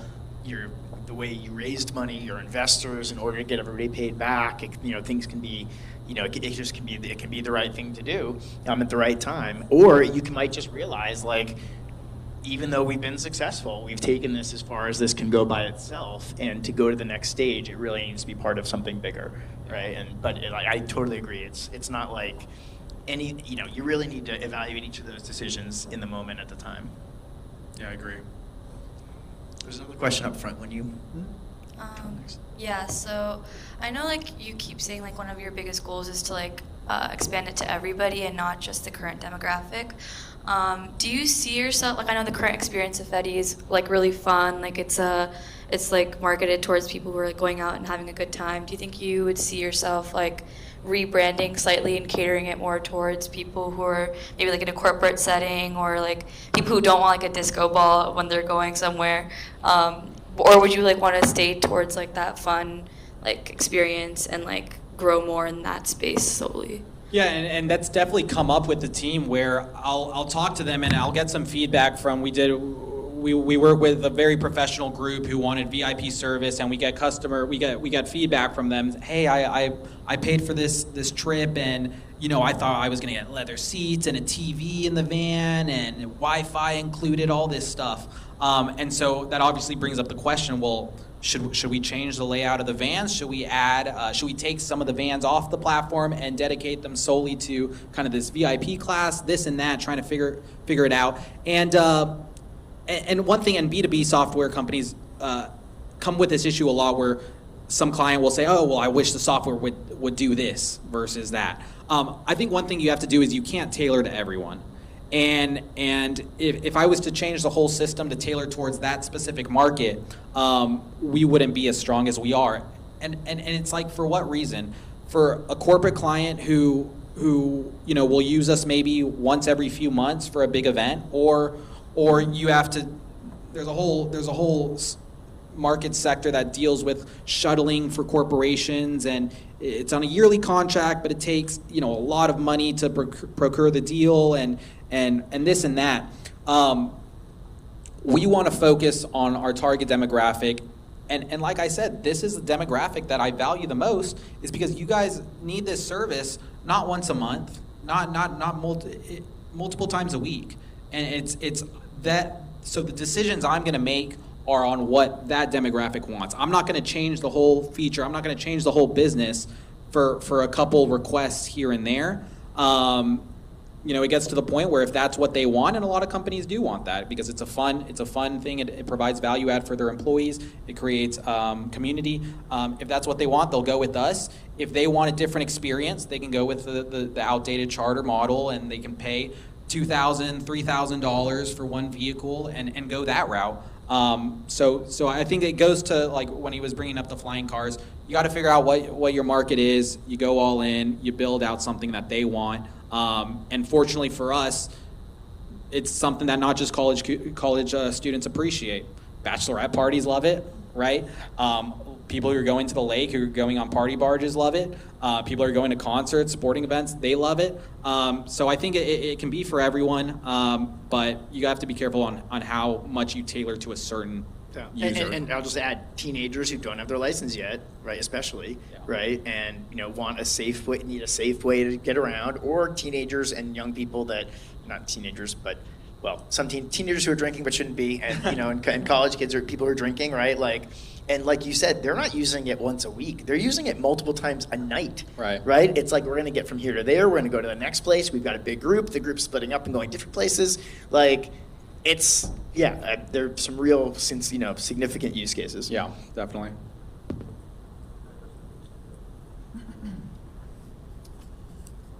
Hello? Okay. So thinking back to your senior year, when you were first interested in just owning a business, was your intention to purchase an existing business and then sort of revitalize it, or did you want to start your own thing? And sort of what was the strategy behind it? Yeah. I'll tell you what, there was no strategy. First business I tried was we were gonna make a roadside assistance app. So we built out a website, me and my co-founder. It was a website for roadside assistance. I literally was on the side of highways changing cars during the summer, changing tires. Flat tires, jumping cars. There's a thing that you put in a door you press it and you can get the key if somebody's locked their key. Just figuring out things so that we could build this app.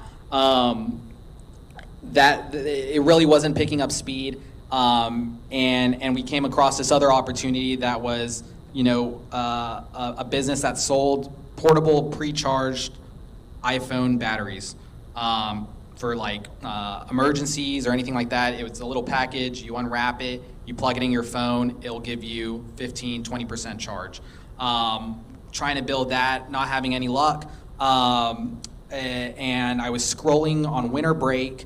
I was scrolling through Facebook Marketplace, of all places, and saw that these two kids in College Station were selling a party bus. And I told my co-founder, this looks interesting. They don't have a website, but they're making $1,500 a month in profit. With no website, there seems to be a need. Let's meet with them.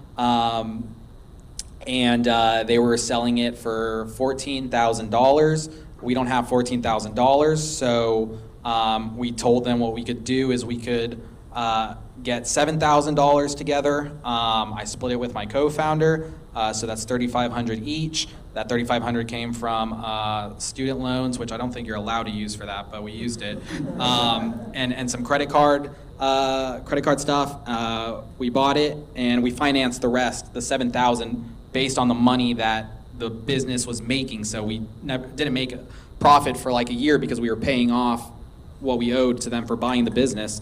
And it was supposed to be a side passive income thing. I was going to go into investment banking, even though I was trying to get into in entrepreneurship, figure out something that worked.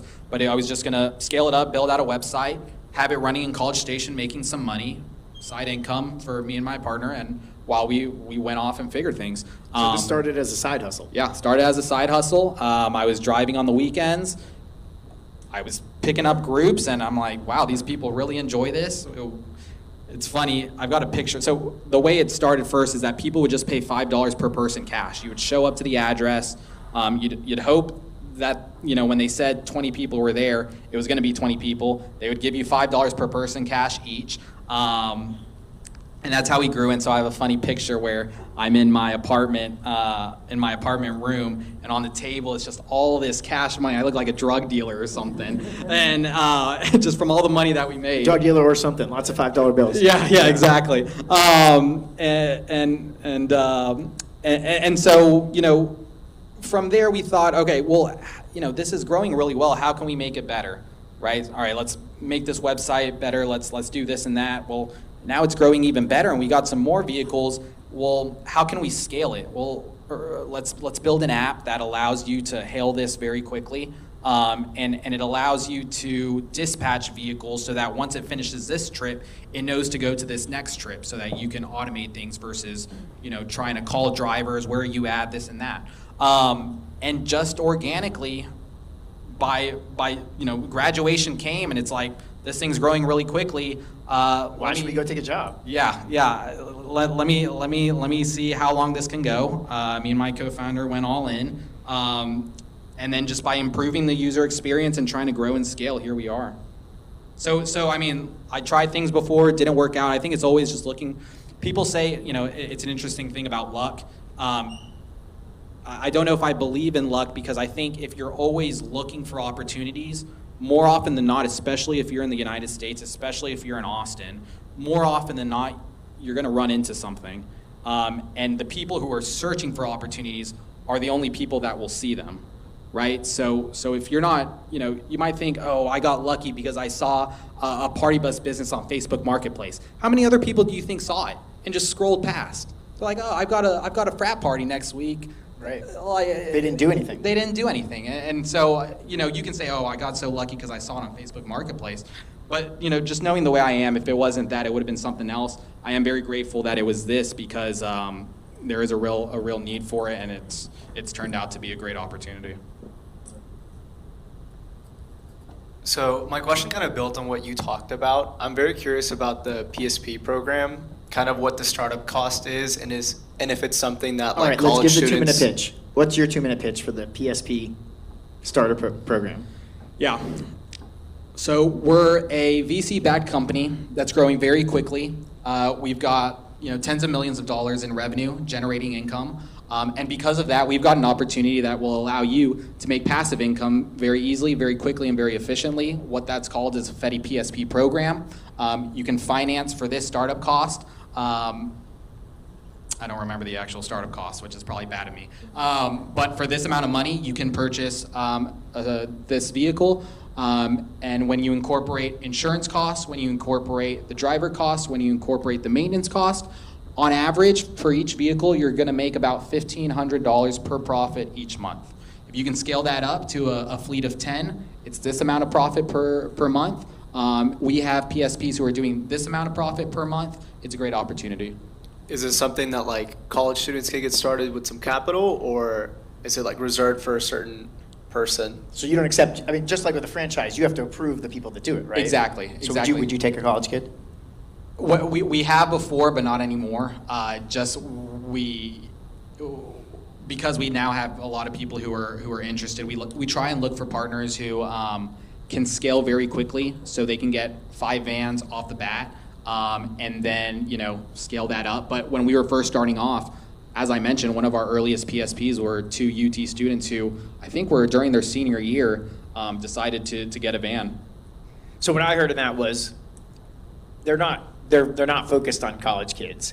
Most college kids can't buy 5 vans, and most college kids probably aren't going to convince them that they're going to really work on it and focus on it. Now, maybe you could be the exception, but what you're going to have to convince them is like, hey, we're super serious and we're going to make this work and we're going to scale it and grow it, because ideally they want partners that are going to grow, not just have a couple vans, right? Because it's probably just as much work to manage someone with 2 vans as somebody with 20 vans. Exactly. Or actually probably more work. Yeah. All right, we got time for maybe 2 more questions. Who else is out there? Hi. My question was, how do you plan on leveraging artificial intelligence into some of the processes, whether it's route optimization or something? Yeah, so a lot of our route optimization uses algorithms and machine learning, not necessarily, some people say that is kind of AI, but, in terms of learning language modules or agents to kind of figure out things that we can't already. we don't have any immediate plans for that. I think there's a balance of being careful to not dive into the fad. For example, when electric vehicles came out, I saw so many rideshare companies saying, oh, by 2024, our whole fleet, our whole platform is going to be electric vehicles. And they invest so much money into this initiative, and it turns out it wasn't profitable. It didn't make sense for the business, and they wasted all this money. Right. Another one could be this autonomous thing, where now I could say, "Wow, this RoboVan, thing was amazing. Everyone, stop what they're doing. We need to figure out how to build that technology, or find someone and change the whole path." There's a balance of not getting left behind in technology. There's a balance of that, but also being focused and not getting distracted, right? And so. With the whole AI thing, if there's a situation where I think it makes sense to devote a lot of resources to that, then we'll do it. But right now, we're working so much on back-end architect infrastructure to deal with all of the user growth that we're having. We just launched in new cities, so we're having to make sure server capacity loads are increased and can manage the inflow, especially during those weekends with big events. We've got features to improve route optimization that doesn't necessarily have to do with AI. Adding features that can decrease wait time. For example, the other day I was using Lyft, and I saw that they had a feature that whenever the vehicle arrives, your phone starts buzzing. And I thought to myself, well, why would they do that? It's not AI. It's not this crazy innovative idea. But the point of that is to decrease the wait time so that you're like, okay, that driver is almost here. I need to get my group out, or I need to get myself out to get to that vehicle. And that decreases wait time, right? So that makes the whole business more efficient. And I thought, well, that's a great idea that we can incorporate ourselves. And it had nothing to do with this fancy AI, right? So there's always different things that you can do without kind of falling into the fad. I would just be careful with it. And maybe there is something that I really should be doing that I don't know yet. And you always have to keep learning. But right now, we're not trying to put too many resources into that. All right, one more question. Close us out. Did we ask them all? Yeah. So Uber just launched in New York their shuttle to airport system. Do you think that's a bigger play by them to expand shuttles to other cities? It's like $12 or something, which is huge because it's like $100 to go to like LaGuardia or whatever. Yeah, so it's just another attempt for them to try and figure out this group transportation market, which is good for me, right? It just shows that they're trying to do it. For those not familiar, they started a shuttle program that has 3 stops. It's a fixed route, $18 per person, can get you to the airport. So it's kind of like a bus. Yeah. You got to go to it. Yeah. So it's $12, but you got to Uber there. Yeah. It's a certain pickup point. It's a bus, right? So am I worried about that? So totally different experience. There's no disco ball. I mean, this is part of it, though, right? Like you're getting something different. Yeah. You're driving with people you don't know, right? Yeah. It's they need to optimize for luggage. Yeah. They better have room in that van for a lot of luggage. Yeah. No, right? and it just Uber's been doing this for a while, ever since Dara became CEO, is that they try to service all these needs and all these different use cases in the cheapest way possible. In the simplest way possible. Which is probably a great strategy for them. Yeah. I mean, look, to devote... This market's probably profitable. I'm sure they've analyzed this. Yeah. I'm like, shit, we can make a lot of money running this airport route. Yeah. Right? It's not competing with you. Exactly. And for them to compete with us in a meaningful way, they're going to have to devote full teams to creating the product, to creating the marketing strategy, to creating the driver network. Whereas they're just partnering with some company and paying them a certain amount of money to just do these routes, which... And if I had 12 people and we were all going to the airport, do I want to take a Fetty or do I want to take this? Not only that, do you want to take 2 Ubers it's a different to the use pickup case. point? Right, it's just a different use case, right? Yeah. Like, no, I want to be with all my friends in the car. I'd pay totally extra for that. Yeah. Right? But they keep on trying. They keep on trying different things to get into this market.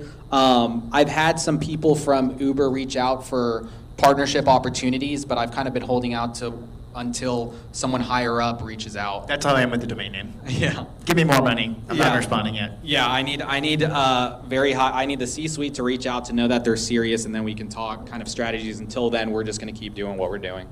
Awesome. Yeah. Well, hey, thank you so much for coming back again. I'm glad I got to talk to you. This has been really interesting, and I think it's always extra special when the students get to talk to someone who's running a business that they started in college, that is something they use and they know and they understand and can see from one side and get to see from the business side. And so I think that really made it extra special. And I know that you've got buses you could be driving and cities you could be launching. And so I'm super glad that you spent this time with us. I know your time as a startup, as a founder, is so valuable. No, And yeah. so it really means a lot for you to come spend the afternoon with us. No, it was a pleasure, and thank you for Capital Factory for everything. Also, thank you guys. If you DM the Instagram account, let us know you were here. We're going to give you a free ride as a thank you. Woohoo! Oh, best speaker ever. There you go. Free rides. All right. I won't mention God mode. Oop, I mentioned God mode. Okay. So, all right. So next week, we've got. Am I right on my slides? Yes, Brian. I'm so excited about this. Have you ever heard of Emerald Cloud Lab? I haven't. Okay, we're talking about crazy hardware shit going on. Mhm. So this is so cool. Brian's going to be here, and this is a company I'm really excited about. In the way that Amazon put compute in the cloud, which means you submit a job and it runs it in the cloud on all the processors and just gives you the answer back, right? And so the compute is what's happening in the cloud, and you give it jobs. Well, what Brian's built is a biotech lab in the cloud. So you submit jobs, you're like, run these tests, combine these things, run these experiments, and give me the answers back. And it turns out that's not only very scalable, but cheaper and way better in a lot of other ways. And I think super, super interesting. So, and hard, really fucking hard, right? Like it's basically like a robotic lab. And how do you make that as efficient and scalable as possible? And so Brian's gonna be here to talk about that next week. And with that, I think it's time to take our selfie. Oh, and I have something for you, Matt. I have a coin for you. I'm not sure if you've ever gotten any Capital Factory coins. But this one, there's a few different ones. This one is not many people have. This one's got the big blue robot from downstairs. That's awesome. So thanks so much. You give it a handshake. There you go. Yeah. Awesome. There we go. All right, and then we do a selfie with the class. So everybody come on, pile in. Let me get on this side with my right arm.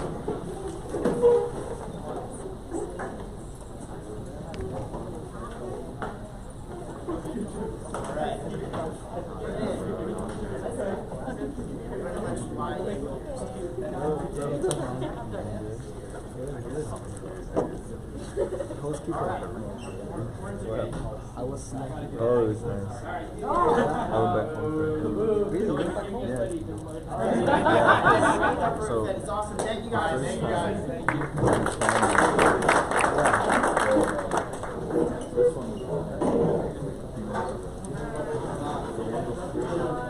Amber has parking validations, by the way.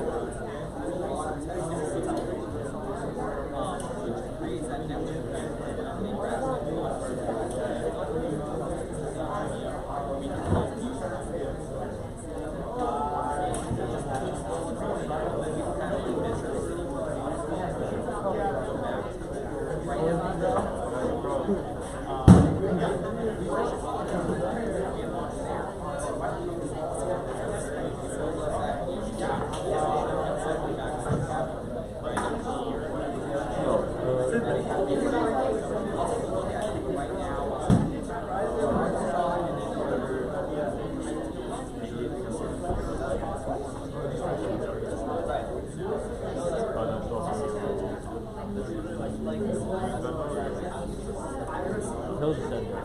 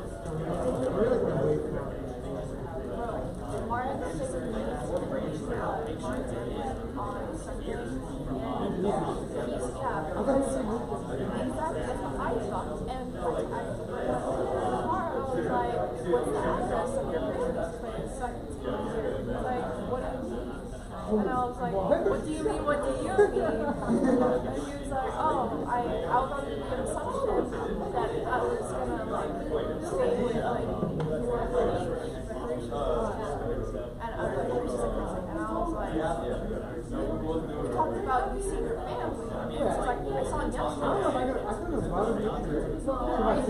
like, I felt like just texting, but I don't mind you like staying. I don't mind like at all. I don't know. I don't think I could have. On the way back home, he's like, "Mom, I'm so mad." Like, he's like, I don't know.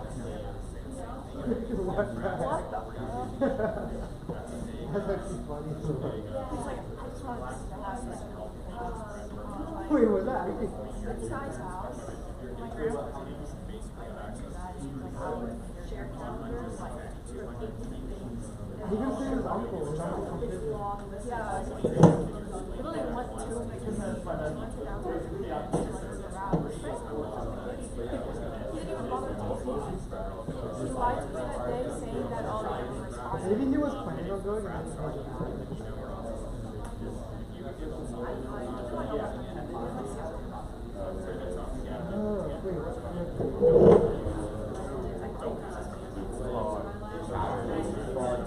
Whatever you guys need to do, and to get in front of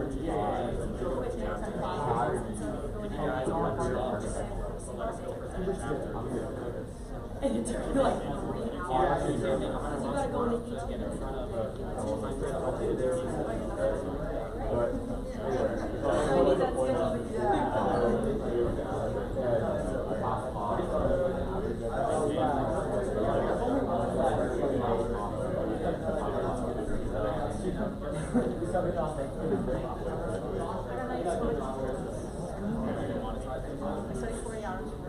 Oh wow, 40 hours. If I didn't, like, I was scared, like, if I didn't get an A or like, a B on the test,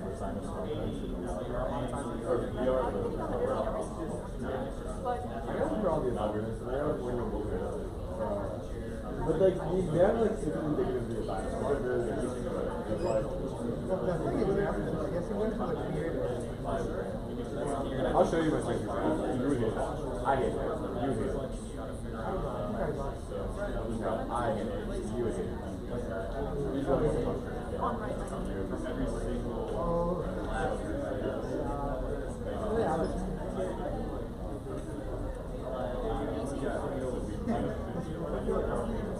Yeah, I like I think people working on it.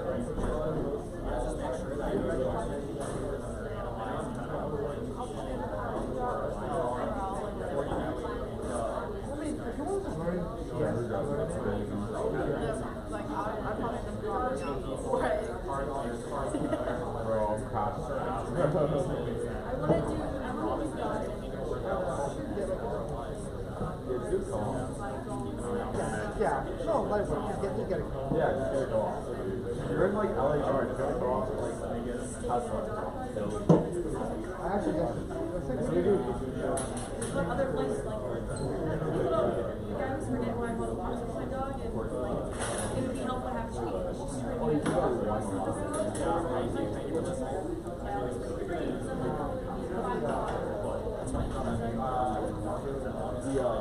I just saw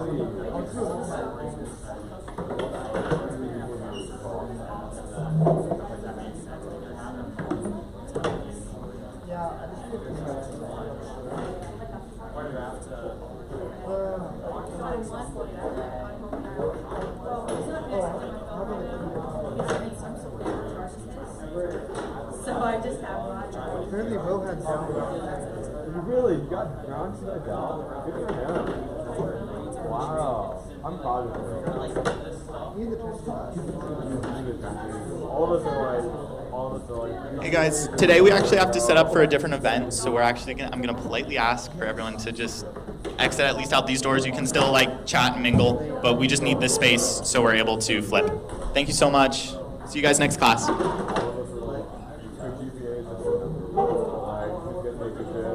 just fine. Friends are with him. He doesn't fail. He doesn't fail. Yeah. He gets a 3 always.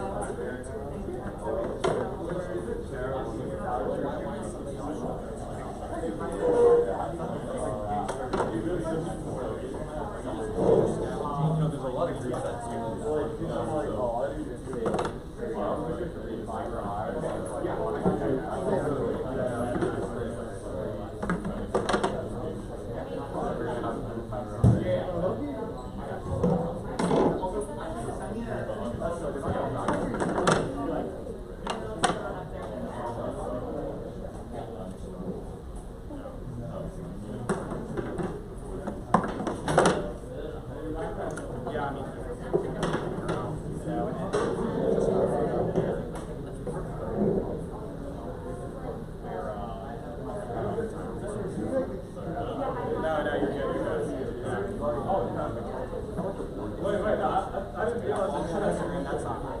For some reason, I like how it manages everything. Okay. So if I get all these texts or emails, it's like that's one.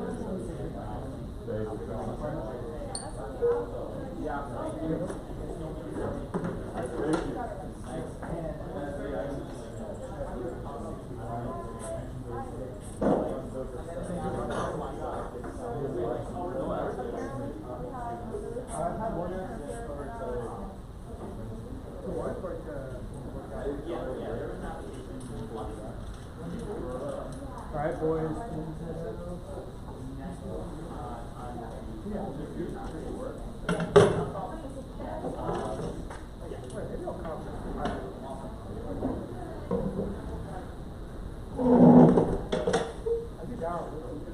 Remember, I can also not off the chair. Pizza left or all? I think it's all gone.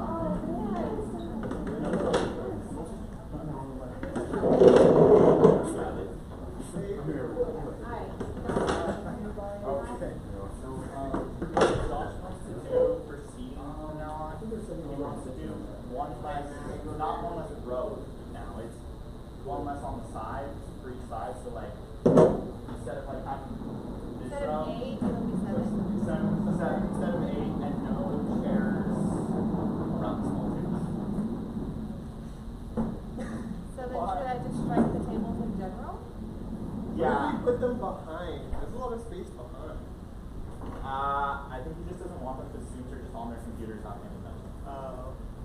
So just actually if we can just do no tables, that's even better. Got it. Cool.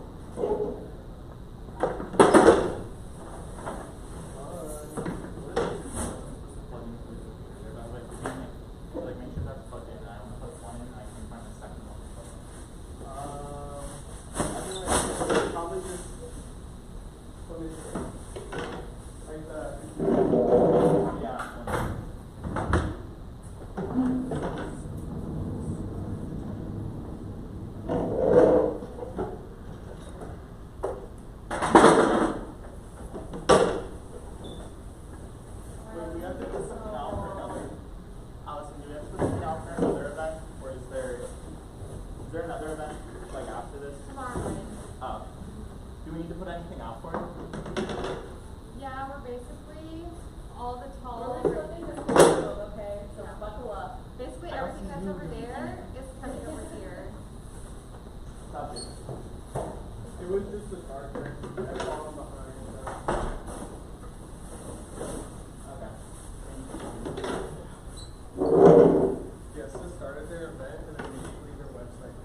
Really? What up, Gabe? What up, bro? Everyone, this is Gabe. He's the GOAT. The one that literally does everything. My boss. Just flipping a whole room of it. Thank you. Allison. Allison. Nice to meet you. Through all that away. Like, remember, like, when it was in class? The Texas Tribune Festival? Yeah.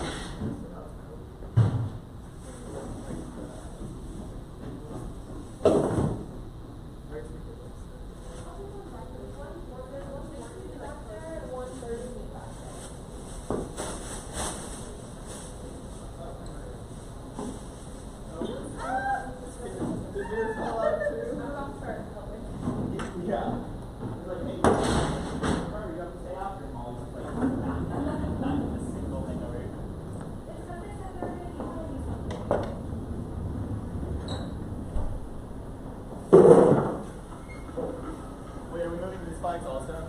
Yeah. Wait, why are we doing? Why up there?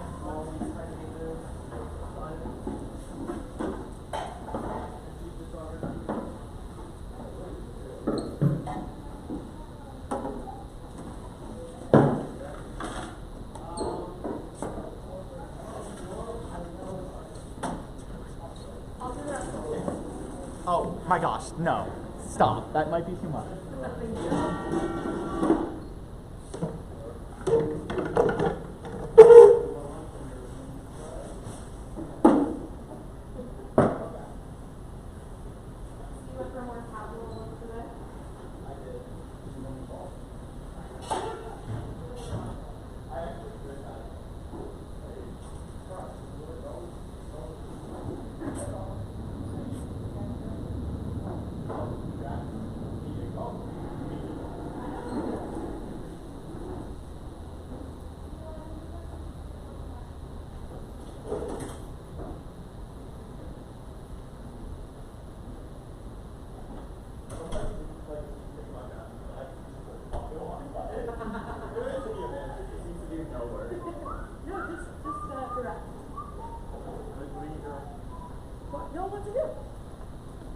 Alright, Molly, hit these last three chairs. I'm manager. Let me direct. Let me manage.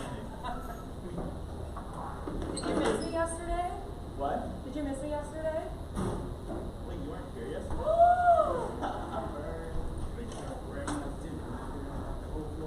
Yeah, we need the egg.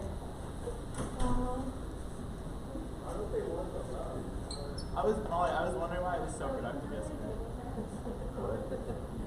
I think everyone was so productive yesterday. Yeah, I was like, wow. Be careful, there's a projector. Really? Go help him. Yeah, Molly. I already have a job. Y'all need to leave me alone, please. I think I actually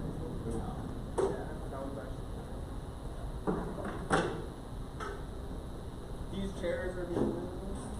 You understand? Back. Over there for right now. Everett. And then we need to bring this one. Watch the lamp.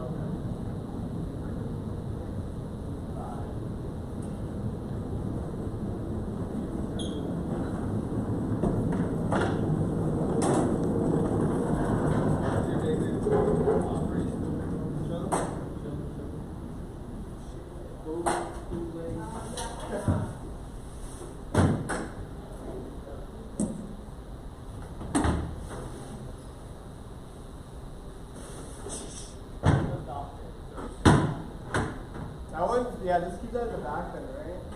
Yeah.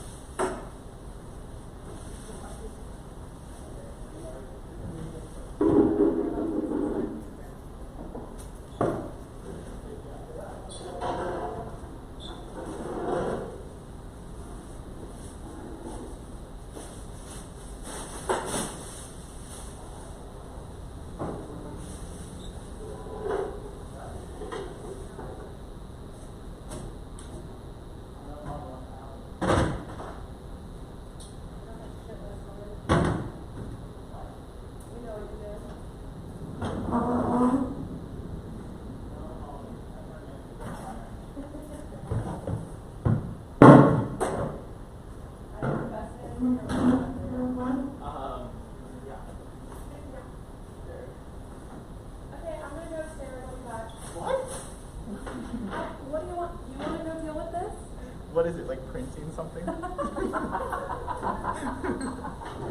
my god, it is, isn't it? It really is. What? She was like, do you want to do this? I was like, I don't know. Is it like printing? And she's like, what? It totally is. Alright, okay, it's like blocked. Little flags.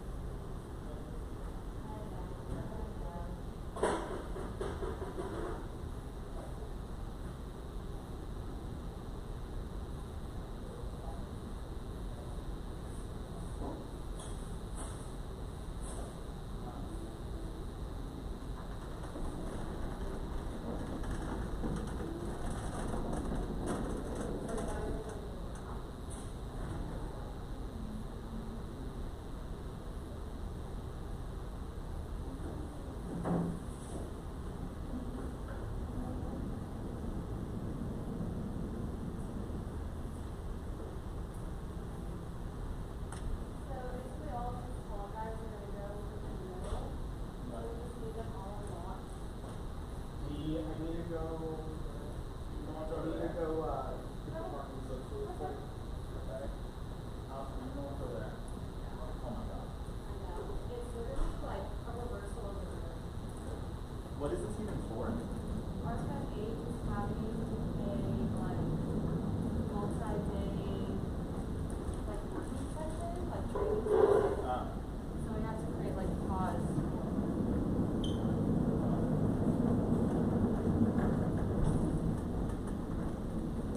Will you first help me move this rug? Yeah. It's so heavy. Where are we moving this? I'm just going to lower it up, I guess. Like this little. Yeah. I'm just gonna shift it over there, that way we can put this table over here. Okay. And then I'm gonna make you run it.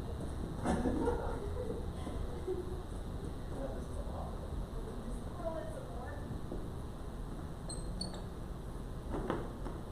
Okay, you should be fine. And then the sky. Oh. Let's hold it.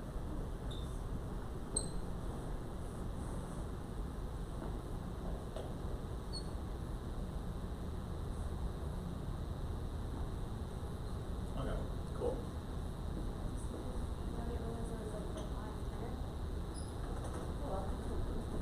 And then we're moving this over there. So, yeah, like right here here, but we need to have room for chairs. So I'll show you what it's gonna look like. Okay.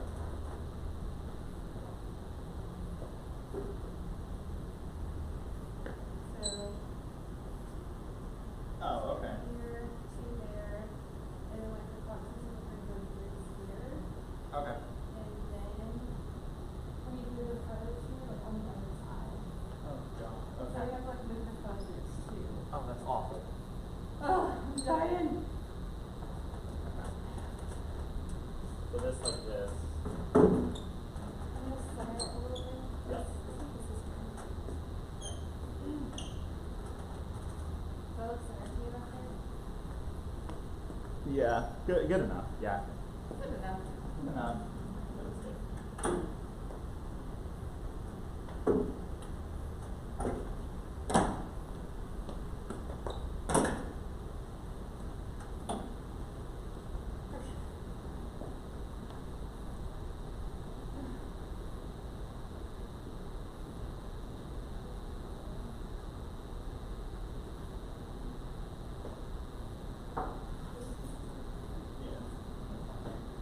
Do I usually? I don't know.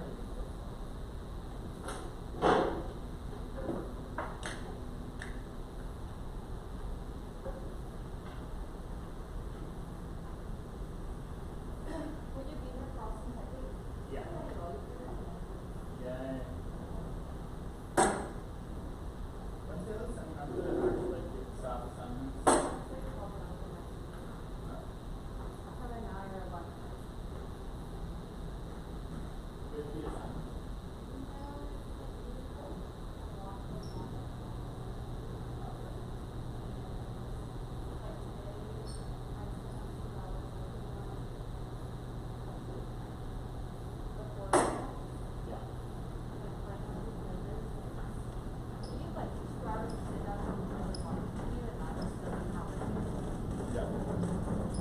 And with her, I like look at her calendar, so like when I can schedule a meeting, and it's like literally back-to-back meetings. I'm like, I don't know how you get anything done. And aren't we like first out? First out also like significantly first out? Also like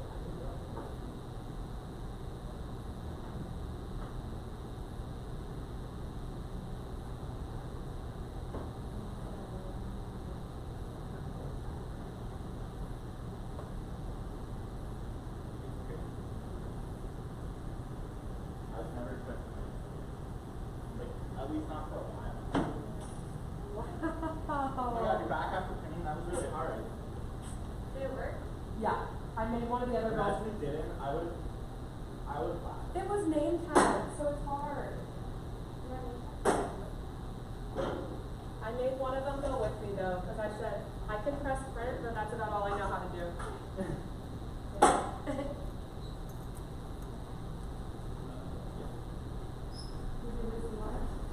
Yeah, you can still print name tags.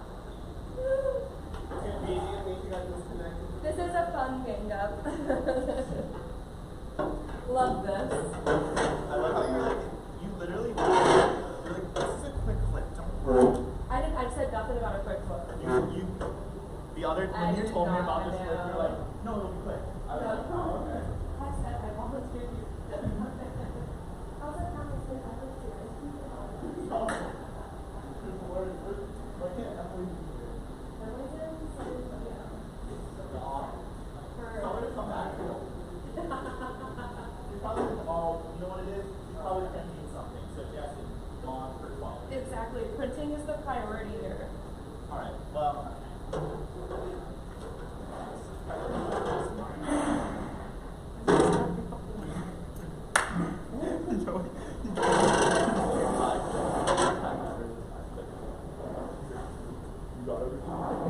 He's been running this class for months. And Dan was like, oh, is everything good? And he was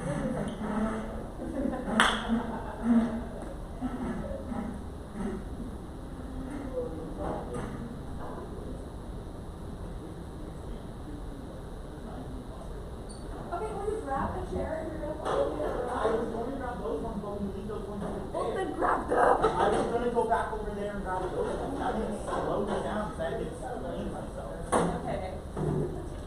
Don't mind us. You're terrible.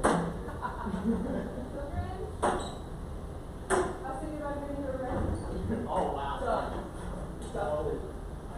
Is there something that's the opposite of a race? What's that called? Decrease. Is that what it's called? I don't know. Demoted? Yeah. What's the demotion of being an intern? Just homeless. Employee? I thought.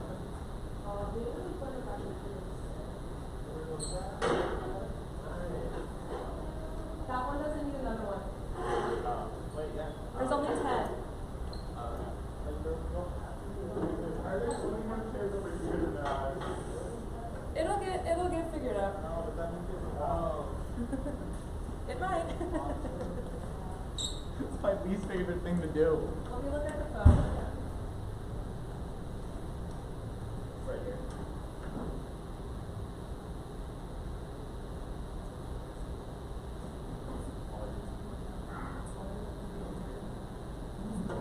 I think you're the least complaining person. No, that's me. The fuck? The food?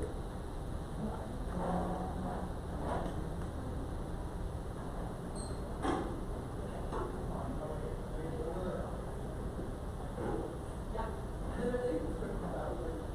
I know. I don't think I do. Yeah, I didn't realize that. It just told me. You're the one that has more teeth than me, but I think you make it up. I mean, everything. I know. I think you just really serve hot. Yeah.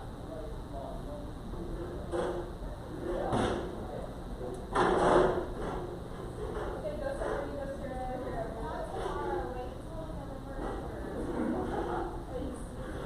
Molly, thanks for helping out. You're fired now. That'd be fun.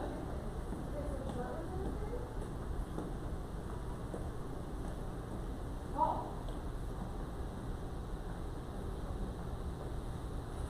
There's all the tall boys over there.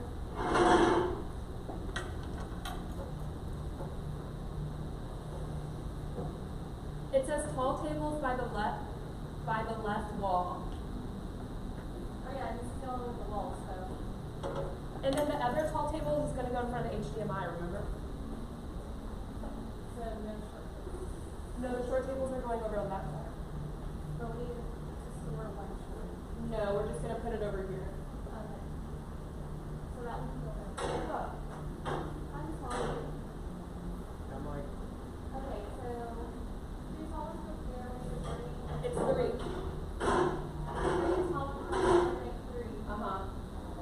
And then these two short ones go over there. One shoulder goes up there and that shoulder goes over there. I hope your whole band. Can you put this short one over there with this one? There needs to be 10 chairs up there. okay. This is for your workout to train for sand volleyball. How is that going? Or flag football or whatever you play. Flag football? We're in playoff. Oh, that? We get to play in playoff. Oh, yeah, I know, that is right.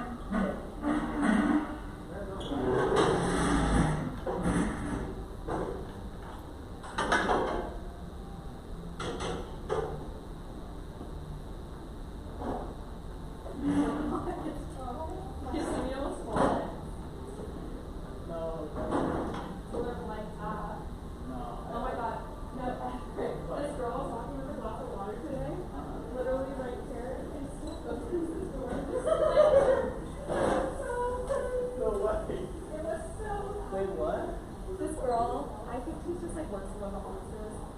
Right here with a glass of water. So I'm gonna try it.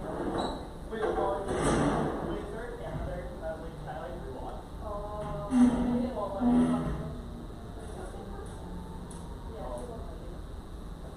Megan will though. Yeah. I watched Megan fall so many times. Really? Oh, this one time when Mark Cuban was here, remember that?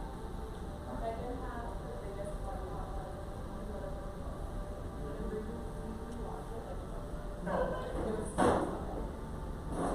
Wait, so it's down the open door, and then like, was it like a cartoon with how the water like? Yeah, and it was like what? Wow. Yes. I was like, hello.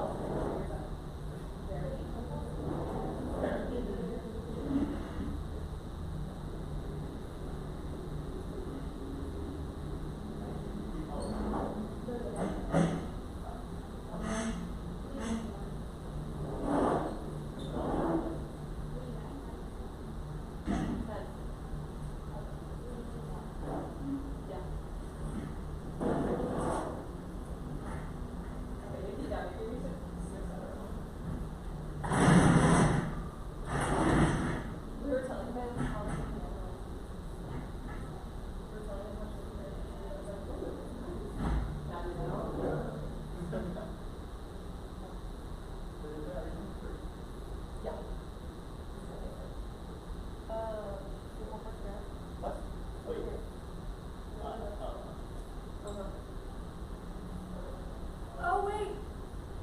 No, yeah, keep doing your day. So do we need to block off Black Panther and Iron Man? They rented all of them.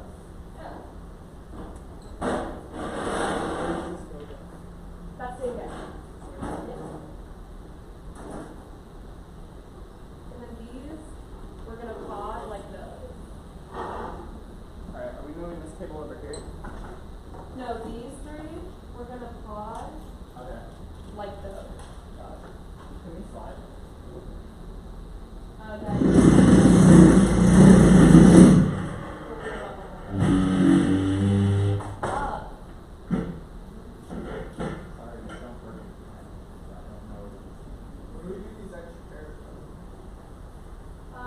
Just let's just go one step at a time.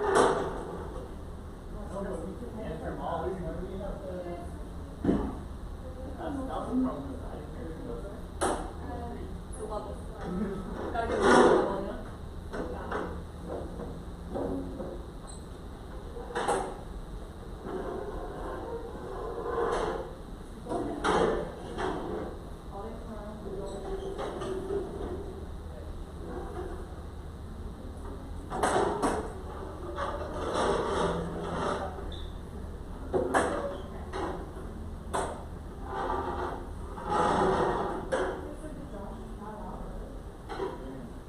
Like other class.